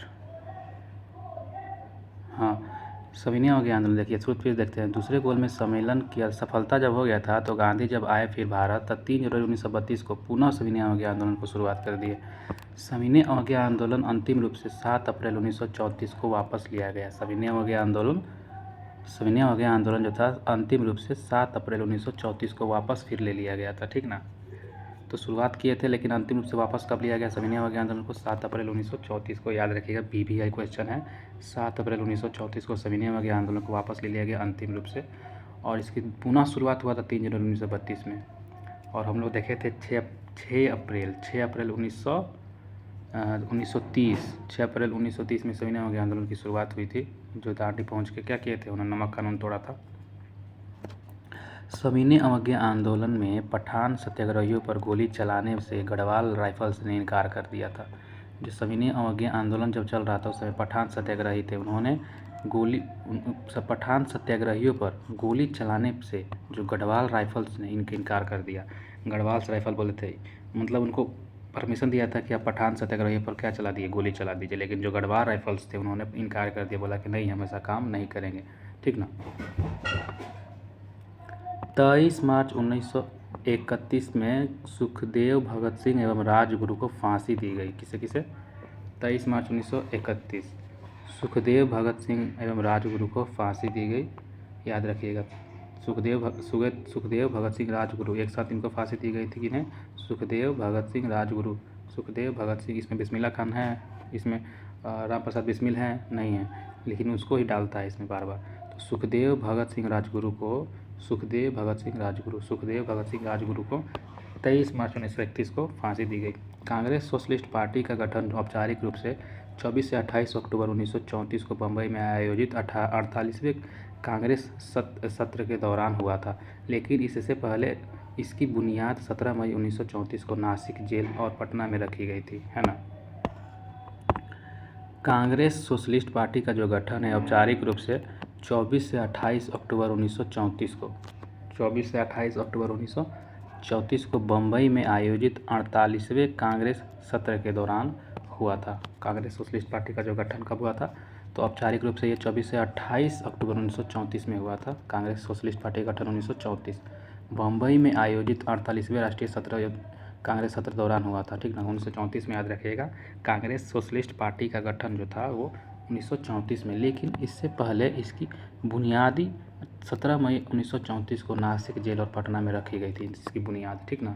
1934 में रखी गई थी मई में, और इसको जो है आयोजित हुआ था 1934 अक्टूबर में, है ना। और इसका बुनियाद कहाँ पर रखा गया था? नासिक जो जेल है और पटना में रखा गया था इसका बुनियाद, है ना। कांग्रेस सोशलिस्ट पार्टी का गठन तो वैसे तो हुआ था अक्टूबर 1934 में, लेकिन इसकी बुनियाद रखा गया था मई में भी। कहाँ कहाँ? नासिक जेल में और पटना में रखा गया था, याद रखिएगा। और इसका जो गठन हो गया 1934 में अक्टूबर में बम्बई में। कहाँ पे? बम्बई में 48वां कांग्रेस सत्र के दौरान, ध्यान में रखिएगा। किसका? कांग्रेस सोशलिस्ट पार्टी का गठन, है ना। अखिल भारतीय किसान सभा का प्रथम सम्मेलन अप्रैल 1936 ईस्वी में लखनऊ में हुआ था। इसके अध्यक्ष हम लोग जानते हैं स्वामी सहजानंद सरस्वती थे, और महासचिव एन.जी. रंगा भी चुने गए थे। एन.जी. रंगा को महासचिव चुने गए थे, और कौन थे? अध्यक्ष स्वामी सहजानंद सरस्वती। स्वामी सहजानंद सरस्वती ने हुंकार नामक पत्रिका को पटना में प्रकाशन किया था। पूछता है कि बताइए हुंकार नामक पत्रिका किसने प्रकाशन किया था? तो स्वामी सहजानंद सरस्वती ने पटना में, वो भी पटना में प्रकाशन किया था। कहाँ पर? पटना में। स्वामी सहजानंद सरस्वती ने हुंकार नामक जो पत्रिका है वो पटना में प्रकाशन किया, ठीक ना। यह किसान आंदोलन का पत्रिका था, किसान आंदोलन का ही पत्रिका था। वैसे किसान के लिए स्वामी सहजानंद सरस्वती क्या थे? फेमस थे, उन्हीं के नेता थे। और आगे देखिए, राहुल संकीर्तियायन इस साप्ताहिक पत्रिका के 1942वें संपादक बने थे। 1942 में संपादक कौन बने थे? राहुल संकीर्तियायन। वैसे तो हम लोग जानते हैं कि अखिल भारतीय किसान सभा का प्रथम सम्मेलन जो था अप्रैल 1936 में हुआ था लखनऊ में। इसके अध्यक्ष स्वामी सहजानंद बनाए गए थे और महासचिव एन.जी. रंगा को चुना गया था। स्वामी सहजानंद सरस्वती ने हुंकार नामक पत्रिका को पटना में प्रकाशन किया, और किसान आंदोलन का यह पत्रिका थी। राहुल संकीर्तियायन इस साप्ताहिक पत्रिका को 1942 में संपादक बने थे, याद रखिएगा। इसके संपादक और कौन कौन थे? राहुल संकीर्तियायन भी थे। साप्ताहिक पत्रिका जो था 1942 में, ठीक ना, जो कि बहुत इंपॉर्टेंट है, यहाँ से क्वेश्चन भर के आता है, याद रखिएगा। संयुक्त प्रांत किसान सभा तो गौरी शंकर मिश्र व फरवरी 1918 इंद्र नारायण द्विवेदी, ठीक ना। अच्छा, यहाँ पे हम लोग देख रहे हैं, यहाँ पे बाउंड्री लाइन है, ठीक ना। ऐसे करके देखिए, संयुक्त प्रांत किसान सभा जो था गौरी शंकर मिश्र और इंद्र नारायण द्विवेदी जो थे इसके नेता थे। संयुक्त प्रांत किसान सभा का गठन किसने किया? किसके द्वारा हुआ था? गौरी शंकर मिश्र और इंद्र नारायण द्विवेदी, संयुक्त प्रांत। तो हम लोग याद किए थे कि संयुक्त मतलब किसी भी चीज़ को अगर मिलाया जाए, संयुक्त किया जाए, तो उसके लिए शंकर जी चाहिए और नारायण जी चाहिए। शंकर जी नारायण जी होंगे तब जाके क्या होगा? संयुक्त होगा, है ना। तो शंकर मिश्र और इंद्र नारायण द्विवेदी, याद रखिएगा, है ना। अखिल भारतीय किसान सभा जो थे अशोक रोड में किसने किया था? स्वामी सहजानंद सरस्वती ने किया था, लखनऊ में किया था, ठीक ना। अशोक रोड, अखिल भारतीय किसान सभा का अशोक रोड में किसने किया था? स्वामी सहजानंद सरस्वती ने, लखनऊ में। ये अभी हम लोग देखे थे 1936 में। और 1939 में अखिल भारतीय किसान सभा जो था, जिसको हम लोग अजय सभा बोलते हैं, कौन सा सभा? अजय सभा। तो ये 1939 में हुआ था। लेकिन हम लोग अभी जो देखे थे स्वामी सहजानंद सरस्वती वाला जो 1936 में हुआ था, वो कहाँ पे हुआ था? वो अशोक रोड में, लखनऊ में हुआ था। अखिल भारतीय किसान सभा अशोक रोड में हुआ था। एक और हुआ था अजय भवन 1939 में, कौन किया था इसका पता नहीं। अवध किसान सभा बाबा रामचंद्र और जवाहरलाल नेहरू के द्वारा किया गया था 1920 में, अवध किसान सभा। तो अवध में कौन है? अवध में राम जी हैं, तो इसे याद कर लेना है। अवध किसान सभा बाबा रामचंद्र और जवाहरलाल नेहरू के द्वारा किया गया था। बिहार प्रांतीय किसान सभा जो था सहजानंद सरस्वती, ये तो सबको याद होगा, 1929 में किया गया था। कब किया गया था? 1929 में। लखनऊ कब किया गया था? 1936 में, है ना, अशोक रोड में। और बिहार प्रांतीय किसान सभा, इनके भी नेता स्वामी सहजानंद सरस्वती और इनके भी नेता स्वामी सहजानंद सरस्वती, याद रखना है। आगे देखते हैं, आंध्र प्रांतीय किसान सभा जो था एन.जी. रंगा थे। अंधा आदमी कभी भी रंग पहचान पाएगा? नहीं पहचान पाएगा अंधा आदमी। तो इसे याद करने के लिए बता रहे हैं कि आंध्र प्रांतीय किसान सभा का मतलब कि कौन थे नेता? तो एन.जी. रंगा थे आंध्र प्रांतीय किसान सभा के। और 1928 में इसे लागू किया गया था। आंध्र प्रांतीय किसान सभा गठन कब किया गया था? 1928 में। एन.जी. रंगा इसके क्या थे? इसके नेता थे। भारतीय किसान सभा कोटा में जो है, भारतीय किसान सभा कोटा जो होता है, श्री दंतोपंत जी ठेगरी थे। भारतीय किसान सभा कोटा में कौन थे? श्री दंतोपंत जी ठेगरी। और 4 मार्च 1979 में ये गठन हुआ था। आगे देखते हैं, स्वामी सहजानंद सरस्वती ने 1927-38 में बर्खास्त आंदोलन किया था। बर्खास्त आंदोलन किसने किया था? ये क्वेश्चन डायरेक्ट पूछ सकता है। तो स्वामी सहजानंद सरस्वती ने बर्खास्त आंदोलन किया था। स्वामी सहजानंद सरस्वती ने कौन सा आंदोलन किया था? तो बर्खास्त आंदोलन किया था। 1939 में महात्मा गांधी द्वारा प्रस्तावित प्रत्याशी पट्टाभी सीतारामैया को हराकर सुभाष चंद्र बोस कांग्रेस के अध्यक्ष चुने गए थे। हम लोग जानते हैं कि 1939 में क्या हुआ था, महात्मा गांधी और प्रत्याशी थे जिसके सपोर्ट में थे पट्टाभी सीतारामैया, इन्हीं को हराकर सुभाष चंद्र बोस क्या हुए थे? कांग्रेस के अध्यक्ष चुने गए थे। कांग्रेस के अध्यक्ष चुने गए थे कौन? सुभाष चंद्र बोस। किसको हरा के? पट्टाभी सीतारामैया को। और पट्टाभी सीतारामैया का सर पे हाथ किसका था? महात्मा गांधी का। तो इसका मतलब जब पट्टाभी सीतारामैया हार चुके हैं तो गांधी जी की भी हार हो गई 1939 में, है ना। और सुभाष चंद्र बोस क्या हो गए? जीत गए थे। तो इससे गांधी जी को बहुत ठेस पहुँचा, है ना।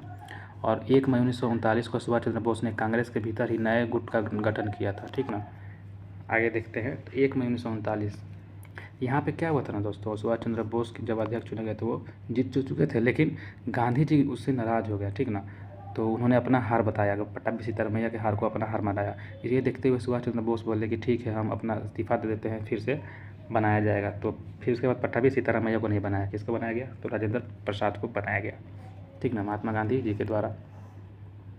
तो 1 मई 1939 जो है, इस समय सुभाष चंद्र बोस ने कांग्रेस के भीतर ही एक नया गुट का गठन किया। 1 मई को सुभाष चंद्र बोस बोले थे कि ये गांधी जी के बहुत हेर फेर चल रहा है, लेकिन हम अपना एक गुट बनाएंगे अपना कांग्रेस के भीतर ही, जिसे फॉरवर्ड ब्लॉक कहा गया। तो 1 मई 1939 को याद रखिएगा, सुभाष चंद्र बोस के द्वारा फॉरवर्ड ब्लॉक का जो गठन किया गया था, कब किया गया था? 1 मई 1939 को किया गया था, ठीक ना। सुभाष चंद्र बोस ने स्वतंत्रता संघर्ष के दौरान फ्री इंडियन लीजन नामक सेना बनाई थी। सुभाष चंद्र बोस ने स्वतंत्रता संघर्ष के दौरान फ्री इंडियन लीजन, कौन सा? फ्री इंडियन लीजन नामक सेना बनाई थी सुभाष चंद्र बोस ने। स्वतंत्रता के जो संघर्ष चल रहा था, स्वतंत्रता संघर्ष के दौरान ही फ्री इंडियन लीजन नामक सेना बनाई थी सुभाष चंद्र बोस। ध्यान में रखिएगा दोस्तों, जो सुभाष चंद्र बोस ने स्वतंत्रता संघर्ष के दौरान ही फ्री इंडियन लीजन नामक सेना बनाई थी। तो सेना पूछेगा किसने बनाई थी? सुभाष चंद्र बोस ने। क्या नाम था उसका? फ्री इंडियन लीजन, है ना, फ्री इंडियन लीजन। और फॉरवर्ड ब्लॉक का भी गठन किया था 1 मई 1939। 1 मई 1939 में क्या हुआ था? तो महात्मा गांधी और पट्टाभी सीतारामैया के साथ में थे जो सुभाष चंद्र बोस, उसमें क्या हो गए थे? तो उसमें जीत हासिल कर लिए थे, है ना। जो अध्यक्ष चुने गए थे सुभाष चंद्र बोस, फिर बाद में उन्होंने इस्तीफा दे दिया और अपना आगे गठन गुट बनाया, जिसका नाम रखा फॉरवर्ड ब्लॉक। वही कांग्रेस के भीतर में 1 मई 1939 में।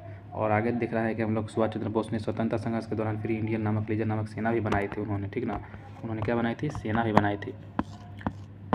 आगे देखते हैं। 1939 कह रहा है, 1939 में Bharat Prajamandal All India State Peoples Conference के अध्यक्ष जवाहरलाल नेहरू थे। 1939 ईस्वी में भारत जो प्रजामंडल है, Bharat Prajamandal All India State Peoples Conference के अध्यक्ष जवाहरलाल नेहरू को बनाया गया था। तो यही थे अध्यक्ष, कौन थे? जवाहरलाल नेहरू थे। और इसका जो गठन था 1927 में हुआ था। भारत प्रजामंडल जो बोलेगा, इसके अध्यक्ष कौन थे? Jawaharlal Nehru. All India State Peoples Conference मतलब ऑल इंडिया स्टेट्स जो है पीपुल कॉन्फ्रेंस के अध्यक्ष जवाहरलाल नेहरू थे। कौन थे? जवाहरलाल नेहरू थे, जिसको हम लोग भारत प्रजामंडल भी बोलते हैं। तो 1929 में भारत प्रजामंडल के अध्यक्ष जवाहरलाल नेहरू थे। कौन थे? जवाहरलाल नेहरू। ध्यान में रखिएगा, 1939 में ही क्या हुआ था? ये सब भी 1939 में भारत प्रजामंडल का गठन हुआ था। इसका गठन जो था 1927 में हुआ था। अच्छा सॉरी, इसका गठन 1927 में हुआ था, लेकिन जो था 1939 में तो भारत प्रजामंडल के All of India State Peoples Conference के अध्यक्ष जवाहरलाल नेहरू को बनाया गया था, लेकिन इसका गठन जो था 1927 में हुआ था। 13 मार्च 1940 को लंदन में पंजाब के सुनाम नामक स्थान के सरदार उधम सिंह ने पंजाब के सुनाम नामक स्थान के सरदार उधम सिंह ने पंजाब के भूतपूर्व लेफ्टिनेंट गवर्नर माइकल ओडायर को गोली मारकर हत्या कर दी, ठीक है। किसने मारा? तो 13 मार्च 1940 को लंदन में पंजाब के सुनाम नामक स्थान पर, पंजाब का एक सुनाम नामक स्थान था, वहाँ पर सरदार उधम सिंह ने पंजाब के भूतपूर्व लेफ्टिनेंट गवर्नर माइकल ओडायर को गोली मार दी थी। किसको? माइकल ओडायर को गोली मारकर हत्या कर दी उधम सिंह ने। लंदन में पंजाब के सुनाम नामक स्थान के सरदार उधम सिंह जो थे, सुनाम नामक स्थान के रहने वाले थे ये पंजाब के, लंदन में जाकर गोली मारे थे, ठीक ना। किसे मारे थे? लेफ्टिनेंट ओडायर को मारे थे। वही जालियांवाला बाग हत्याकांड के गुस्सा में भूतपूर्व लेफ्टिनेंट गवर्नर माइकल ओडायर, यही ने परमिशन दिया था। तो उधम सिंह ने किसको मारा था? आर डायर को कि ओ डायर को? तो ओ डायर को मारा था। ओ डायर ही परमिशन दिया था आर डायर को, तो जिसने गोली चलवाई थी, ठीक है। तो ओ डायर को मरवाया था किसने? उधम सिंह ने मार दिया था अपने से, ठीक है, ध्यान में रखिएगा। गांधी जी ने 17 अक्टूबर 1940 को पावना में व्यक्तिगत सत्याग्रह आंदोलन भी शुरू किया था। तो पूछता है कि व्यक्तिगत सत्याग्रह कब हुआ था? तो 17 अक्टूबर 1940 को हुआ था। बहुत दिन के बाद हुआ है व्यक्तिगत सत्याग्रह, जब सब बीत गया है तो 1940 में हुआ है, ध्यान में रखिएगा। 1940 में पावना में व्यक्तिगत सत्याग्रह आंदोलन शुरू किए थे गांधी जी। कौन? गांधी जी जो थे 17 अक्टूबर 1940 में पाबना में व्यक्तिगत सत्याग्रह आंदोलन शुरू किए थे। इस आंदोलन के प्रथम सत्याग्रही किसे बनाए थे? विनोबा भावे। दूसरे सत्याग्रही जवाहरलाल नेहरू। तीसरे सत्याग्रही ब्रह्मदत्त। याद रखिएगा, प्रथम सत्याग्रही विनोबा भावे, दूसरे सत्याग्रही जवाहरलाल नेहरू, तीसरे सत्याग्रही ब्रह्मदत्त। विनोबा भावे, जवाहरलाल नेहरू, ब्रह्मदत्त। विनोबा भावे, जवाहरलाल नेहरू, ब्रह्मदत्त। विनोबा भावे, जवाहरलाल नेहरू, विनोबा भावे, जवाहरलाल नेहरू और कौन थे? विनोबा भावे, जवाहरलाल नेहरू और ब्रह्मदत्त। विनोबा भावे, जवाहरलाल नेहरू, ब्रह्मदत्त। याद रखिएगा, विनोबा भावे, जवाहरलाल नेहरू, ब्रह्मदत्त जो थे प्रथम सत्याग्रही। विनोबा भावे दूसरे सत्याग्रही, जवाहरलाल नेहरू तीसरे सत्याग्रही, ब्रह्मदत्त। और जो था ये 17 अक्टूबर 1940 में पाबना में व्यक्तिगत सत्याग्रह गांधी जी के द्वारा चालू किया गया था। पाबना में, है ना, पावनार में व्यक्तिगत सत्याग्रह चालू किया गया था। और इस आंदोलन को दिल्ली चलो आंदोलन भी कहा गया। तो अगर हम पूछ दिया जाए कि बताइए कि दिल्ली चलो आंदोलन की शुरुआत कब हुई थी, तो 17 अक्टूबर 1940 पावनार में व्यक्तिगत सत्याग्रह। तो व्यक्तिगत सत्याग्रह भी बोल सकते हैं और दिल्ली चलो आंदोलन भी हम लोग बोल सकते हैं। तो व्यक्तिगत सत्याग्रह बोलिए या फिर दिल्ली चलो आंदोलन बोल सकते हैं आप। तो ये कब हुआ था? 17 अक्टूबर 1940 में। वेरी वेरी इंपॉर्टेंट है, इसको हम याद रखिएगा एकदम कि गांधी जी के द्वारा 17 अक्टूबर 1940 में पावनार में व्यक्तिगत सत्याग्रह का आंदोलन शुरू किया गया। और इसमें प्रथम सत्याग्रही थे विनोबा भावे, दूसरे सत्याग्रही जवाहरलाल नेहरू और तीसरे सत्याग्रही ब्रह्मदत्त थे। तीसरे सत्याग्रही कौन थे? ब्रह्मदत्त थे। और इसी को हम लोग दिल्ली चलो आंदोलन भी कहते हैं। याद हो गया ना दोस्तों? आगे देखते हैं। 19 मार्च 1940 को मुस्लिम लीग के लाहौर अधिवेशन में अध्यक्षता करते हुए मोहम्मद अली जिन्ना ने भारत से अलग मुस्लिम राष्ट्र पाकिस्तान की मांग की। 24 मार्च 1940 की बात है। देखिए, हम लोग ऊपर देखे थे, ये जो है 17 अक्टूबर था। गांधी जी ने 17 अक्टूबर को 1940 में पावनार में व्यक्तिगत सत्याग्रह आंदोलन किया था। लेकिन उससे पहले 1940 में ही क्या हो गया था? तो 24 मार्च 1940 में मुस्लिम लीग का एक लाहौर अधिवेशन हुआ था 24 मार्च 1940 में। इसकी अध्यक्षता करते हुए मोहम्मद अली जिन्ना ने क्या कर दिया? भारत से अलग एक मुस्लिम राष्ट्र पाकिस्तान की मांग कर दी। सोचा कि अध्यक्षता हमको मिला है, अब मेरा बात सब कोई सुनेगा। तो इसने भारत से अलग एक मुस्लिम राष्ट्र पाकिस्तान बनाने की मांग कर दी। किसने? तो 24 मार्च 1940 के मुस्लिम लीग के लाहौर अधिवेशन में। 24 मार्च 1940 के मुस्लिम लीग के कौन सा अधिवेशन? मुस्लिम लीग के लाहौर अधिवेशन में, है ना। याद रखिएगा, मुस्लिम लीग के जो लाहौर अधिवेशन हो रहा था उसमें मोहम्मद अली जिन्ना ने भारत से अलग एक मुस्लिम राष्ट्र पाकिस्तान की मांग की थी। 1940 में मांग की थी। 24 मार्च 1940 के मुस्लिम लीग के लाहौर अधिवेशन में मांग की थी। ध्यान में रखिएगा, कराची अधिवेशन नहीं, लाहौर अधिवेशन, ठीक है ना। पाकिस्तान, उसमें अध्यक्षता वही कर रहा था। पाकिस्तान शब्द का सर्वप्रथम प्रयोग लंदन में कैम्ब्रिज विश्वविद्यालय के एक विद्यार्थी थे चौधरी रहमत अली और उसके 3 साथियों ने जनवरी 1933 में प्रकाशित किए गए एक पैम्पलेट में लिखा था, अब या फिर कभी नहीं, नेवर और नाउ और नेवर, इसमें किया था, ठीक ना। तो पाकिस्तान शब्द है जो है कहाँ से लाया गया? तो सबसे पहले सर्वप्रथम प्रयोग जो था लंदन में कैम्ब्रिज विश्वविद्यालय था। लंदन के कैम्ब्रिज विश्वविद्यालय के एक विद्यार्थी थे चौधरी रहमत अली, है ना। उसके 3 साथियों ने जनवरी 1933 ईस्वी में प्रकाशित किए गए एक पैम्पलेट, कौन सा? एक पैम्पलेट में अब या फिर कभी नहीं, नाउ और नेवर में किया था, ठीक ना। 1940 में लॉर्ड लिथगो ने अगस्त ऑफर के द्वारा मुसलमानों को आश्वासन दिया कि ब्रिटेन और भारत के बीच किसी भी समझौते की स्थिति में अल्पसंख्यक की सुरक्षा का पूर्ण ध्यान रखा जाएगा, है ना। देखिएगा, 1940 में लॉर्ड लिथगो ने अगस्त घोषणा के द्वारा मुसलमानों का ये आश्वासन दिया, ठीक है, कि हम ब्रिटेन और भारत के बीच किसी भी समझौते की स्थिति में जो अल्पसंख्यक हैं उनकी सुरक्षा का पूर्ण ध्यान रखा जाएगा। अल्पसंख्यक मतलब वही हो गए हमारे जो है मुस्लिम लोग क्या हो जाते हैं? अल्पसंख्यक में आते हैं। तो अल्पसंख्यकों की सुरक्षा का पूर्ण ध्यान रखा जाएगा, ठीक है। चलिए अब देखते हैं, तो किसका घोषणा था ये? तो 1940 में लॉर्ड लिथगो का अगस्त घोषणा में लिखा गया था कि हम मुस्लिमों का राष्ट्र का क्या करेंगे? ध्यान में रखेंगे, ठीक ना, आश्वासन करेंगे। और देखिए आता है क्रिप्स प्रस्ताव आता है 1942। देखिए, ब्रिटिश प्रधानमंत्री था उस समय चर्चिल। कौन था? चर्चिल 11 मार्च 1942 को स्टेफर्ड क्रिप्स के नेतृत्व में क्रिप्स मिशन की घोषणा करता है। किसके नेतृत्व में? तो स्टेफर्ड क्रिप्स के नेतृत्व में क्रिप्स मिशन की घोषणा करता है। कौन? तो ब्रिटिश प्रधानमंत्री चर्चिल। इसके अनुसार युद्ध के बाद भारत का डोमिनियन राज्य का दर्जा दिया गया। इसके बोला गया था, दिया जाएगा ऐसा बोला गया था कि इसमें बोला गया था इसके अनुसार युद्ध के अगर बाद 1942 में युद्ध शुरुआत हो गया था, 1939 से 42 तक चला था ना, 1939 से। तो हम लोग देखे थे द्वितीय विश्व युद्ध जो हुआ था 1939 से 45 तक हुआ था, उसी बीच में ना क्रिप्स मिशन 1942 में आया था। तो ये उस समय युद्ध चल रहा था, तो इसने क्या किया, शांत करने के लिए सबको बोला था कि हम जब इसके अनुसार बाद में भारत का डोमिनियन राज्य का दर्जा हम लोग दे देंगे, और संविधान निर्माता परिषद बनाने का भी प्रस्ताव रखा था, ठीक ना। इसमें लिखा था क्रिप्स प्रस्ताव में, और मुस्लिम लीग भारतीय संघ को स्वीकार करने या फिर नहीं करने का स्वतंत्रता होगी। आप भारत को स्वतंत्र स्वीकार कर सकते हैं भारतीय संघ को, या फिर नहीं कर सकते, आप स्वतंत्र रहेंगे, ये सब लिखा गया था क्रिप्स प्रस्ताव में। और राजा जो थे, राजाओं को भी अलग राज्य स्थापित करने का अधिकार दिया जाएगा, ये सब उसमें लिखा था। कांग्रेस और मुस्लिम लीग दोनों ने क्रिप्स प्रस्ताव को अस्वीकार कर दिया। समझ गया था कि ये सब अभी युद्ध की वजह से ये सब टालने के लिए कर रहा है कि हम लोग शांत रहेंगे। हम लोग शांत नहीं रहेंगे, यही गरम हुआ है हथौड़ा मार दीजिए, है ना। तो क्या हुआ था कि कांग्रेस और मुस्लिम लीग ने दोनों ने क्रिप्स प्रस्ताव को अस्वीकार कर दिया, ठीक, क्योंकि यह किसी भी प्रकार भारतीय स्वतंत्रता की बात नहीं कर रहा था। इसे भविष्य का वादा करार दिया गया था कि भविष्य का यह वादा है, लेकिन ये कभी नहीं चलने वाला। गांधी जी बोले थे इस प्रस्ताव को उत्तर तिथिया चेक बोले थे, पोस्ट डेटेड चेक बोले थे गांधी जी ने। और इसी से रिलेटेड जवाहरलाल नेहरू भी बोले थे कि यह डूबते हुए बैंक का उत्तर तिथिया चेक है। तो डूबता हुआ बैंक का उत्तर तिथिया चेक किसने कहा था, जवाहरलाल नेहरू ने। और पोस्ट डेटेड चेक कहा था, मतलब उत्तर तिथिया चेक किसने कहा था, गांधी जी ने कहा था।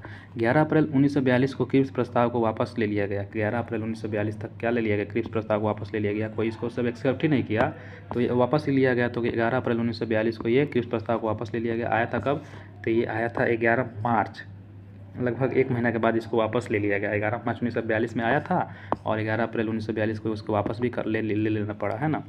1942 में वर्धा में कांग्रेस में अंग्रेजों भारत छोड़ो प्रस्ताव जो है वो पारित किया गया था वर्धा में। देखिए पूछता है कि बताइएगा 1942 में, सबसे पहले तो 1942 में अंग्रेजों भारत छोड़ो प्रस्ताव पारित किया गया। अंग्रेजों भारत छोड़ो प्रस्ताव का पारित किया गया 1942 में, है ना। 1 अगस्त 1942 को इलाहाबाद के तिलक दिवस मनाया गया, और 1 अगस्त 1942 में इलाहाबाद में तिलक दिवस मनाया गया। और हम लोग देखें तो 1942 में वर्धा में कांग्रेसों ने अंग्रेजों भारत छोड़ो प्रस्ताव भी पारित कर दिया वर्धा में। भारत छोड़ो प्रस्ताव कहाँ पे पारित हुआ था, वर्धा में पारित हुआ था। 1942 में वर्धा में पारित हुआ था, याद रखिएगा। वर्धा में जो कांग्रेसों ने अंग्रेजों भारत छोड़ो प्रस्ताव पारित किया। और यहाँ पे हम लोग देख रहे हैं 1 अगस्त 1942 में इलाहाबाद के तिलक दिवस मनाया गया। इलाहाबाद में तिलक दिवस भी मनाया गया। 7 अगस्त 1942 को कांग्रेस की बैठक बम्बई के ऐतिहासिक ग्वालियर टैंक में हुई थी। 7 अगस्त 1942 को कांग्रेस की जो बैठक थी बम्बई के ऐतिहासिक ग्वालियर टैंक में हुई। इसकी अध्यक्षता अबुल कलाम आज़ाद ने भी किया था, याद रखिएगा। जो हम लोग देख रहे हैं 7 अगस्त 1942 को कांग्रेस की बैठक बम्बई के ऐतिहासिक ग्वालियर टैंक में हुई, ठीक ना। कांग्रेस की जो बैठक कहाँ पे हुई थी, तो बम्बई के ऐतिहासिक ग्वालियर टैंक था, वहीं पे हुई। इसकी अध्यक्षता अबुल कलाम आज़ाद ने किया था, ठीक है। गांधी जी के भारत छोड़ो प्रस्ताव को कांग्रेस कार्य समिति ने 8 अगस्त 1942 को स्वीकार कर लिया। गांधी जी के जो भारत छोड़ो प्रस्ताव था, ये जो भारत छोड़ो प्रस्ताव वर्धा में जो था, जो भारत छोड़ो 1942 में हम लोग देखे थे प्रस्ताव पारित हुआ था। इसी गांधी जी को भारत छोड़ो प्रस्ताव कांग्रेस कार्य समिति ने 8 अगस्त 1942 को स्वीकार कर लिया। कब स्वीकार किया, 8 अगस्त 1942 को। पूछता है कि गांधी जी जो प्रस्ताव लाए थे 1942 में वर्धा में, कांग्रेस ने भारत छोड़ो प्रस्ताव पारित तो कर दिया, लेकिन उसको स्वीकार कब किया गया, 1942 में। इसी आंदोलन के गांधी जी को करो या मरो का नारा दिया था, है ना। देखिए 8 अगस्त 1942 को स्वीकार कर लिया गया भारत छोड़ो प्रस्ताव को, और भारत छोड़ो आंदोलन की शुरुआत 9 अगस्त 1942 को हो गई, ठीक ना। और हम शुरुआत में 9 अगस्त 1942 को हो गई, और सुबह ही क्या हुआ था, 9 अगस्त 1942 को ही प्रातःकाल एकदम भोर में 4 बजे ऑपरेशन जीरो आवर की गांधी जी एवं कांग्रेस के अन्य सभी महत्वपूर्ण नेता को गिरफ्तार कर लिया गया। ऑपरेशन जीरो आवर चलाया गया। ये भारत छोड़ो आंदोलन जो था, इसका जो था स्वीकार कर लिया गया 8 अगस्त 1942 को। और एक दिन के बाद मतलब 9 अगस्त 1942 से ये शुरुआत हो जाना था। उसी दिन से शुरुआत तो मतलब लागू तो कर दिया गया था कि 9 अगस्त से शुरू हो जाएगा। सुबह ही क्या कर दिया गया, 9 अगस्त 1942 को सुबह ऑपरेशन जीरो आवर अंग्रेजों के द्वारा चलाया गया, और गांधी जी ने और कांग्रेस के जितना भी सब महत्वपूर्ण नेता थे उनको गिरफ्तार कर लिया गया। गांधी जी को पूना के आगा खां महल में रखा गया। गांधी जी को कहाँ रखा गया, पूना के आगा खां महल में रखा गया, तथा कांग्रेस कार्यकारिणी के अन्य सदस्यों को अहमदनगर के दुर्ग में रखा गया। जितना भी कांग्रेस के कार्यकारिणी सदस्य थे उनको अहमदनगर दुर्ग में रखा गया। तो पूछता है कि बताइए कि गांधी जी को कहाँ रखा गया था, तो गांधी जी को पूना के आगा खां महल में रखा गया था, ठीक ना। सरोजनी नायडू एवं कस्तूरबा गांधी को भी आगा खां महल में ही रखा गया था। उनके साथ साथ एक सरोजनी नायडू भी थी और उनकी वाइफ कस्तूरबा गांधी भी थी। इन तीनों को कहाँ रखा गया, आगा खां महल में रखा गया, जहाँ कुछ दिन के बाद कस्तूरबा गांधी की मृत्यु हो गई। कस्तूरबा गांधी की क्या हो गई, कुछ दिन के बाद वहाँ पर मृत्यु हो गई। अब गांधी जी बहुत अपसेट हो गए, बहुत मतलब कि अथी में आ गए। अब देखिए क्या होता है, तो सरोजनी नायडू और कस्तूरबा गांधी को आगा खां महल में रखा गया, जहाँ कुछ दिनों के बाद कस्तूरबा गांधी की मृत्यु हो गई। जवाहरलाल नेहरू को अल्मोड़ा जेल में रखा गया। जवाहरलाल नेहरू को कहाँ रखा गया, अल्मोड़ा जेल में, अल्मोड़ा। तो देखिए जवाहरलाल नेहरू को पूछता है कहाँ पर रखा गया, तो ये अल्मोड़ा जेल में रखा गया। बहुत इंपॉर्टेंट पूछता है कि जवाहरलाल नेहरू को कहाँ रखा गया था, अल्मोड़ा जेल में। राजेंद्र प्रसाद को तो सबको पता है, बांकीपुर जेल पटना में रखा गया था। मौलाना अबुल कलाम आज़ाद को बांकुड़ा जेल में रखा गया था। मौलाना अबुल कलाम आज़ाद को बांकुड़ा जेल में और जवाहरलाल नेहरू को अल्मोड़ा जेल में। याद रखिएगा, जवाहरलाल नेहरू को अल्मोड़ा जेल में और मौलाना अबुल कलाम आज़ाद को बांकुड़ा जेल में रखा गया। जवाहरलाल नेहरू को अल्मोड़ा जेल में, मौलाना अबुल कलाम आज़ाद को बांकुड़ा जेल में रखा गया था। 10 फरवरी 1943 से गांधी जी ने जेल में 21 दिनों का उपवास, जेल में 10 फरवरी 1943 से गांधी जी ने जेल में 21 दिनों का उपवास शुरू कर दिया। क्या हो गया, बेचारे बहुत अपसेट हो गए, उनकी वाइफ की मृत्यु हो गई थी और उन्होंने क्या कर दिया, 10 फरवरी 1943 से गांधी जी ने जेल में 21 दिनों का उपवास शुरू कर दिया, जिसकी समापन 7 मार्च 1943 को हुआ था। इसका समापन भी कब हो गया, तो 7 मार्च 1943 को हुआ। देखिए 6 मई 1944 ईस्वी को गांधी जी को जेल में छोड़ा गया। 6 मई 1944 ईस्वी को गांधी जी को जेल से छोड़ा गया था। कब छोड़ा गया, 6 मई 1944 को। अब देखिए क्या होता है, तो हम लोग एक बार फिर से देख लेते हैं कि आगा खां महल में किसे रखा गया था, तो गांधी जी के साथ साथ सरोजनी नायडू और कस्तूरबा गांधी जिनमें उसकी मृत्यु हो गई थी। अल्मोड़ा जेल में किसे रखा गया था, तो जवाहरलाल नेहरू को। बांकुड़ा जेल में किसे रखा गया था, मौलाना अबुल कलाम आज़ाद को। मौलाना अबुल कलाम आज़ाद को बांकुड़ा जेल में। और राजेंद्र प्रसाद को तो सबको याद होगा, बांकीपुर जेल पटना में रखा गया था। चलिए आगे देखते हैं। 1942 में भारत छोड़ो आंदोलन के दौरान मुंबई के ग्वालियर मैदान में अरुणा आसफ अली के कांग्रेस का झंडा फहराया।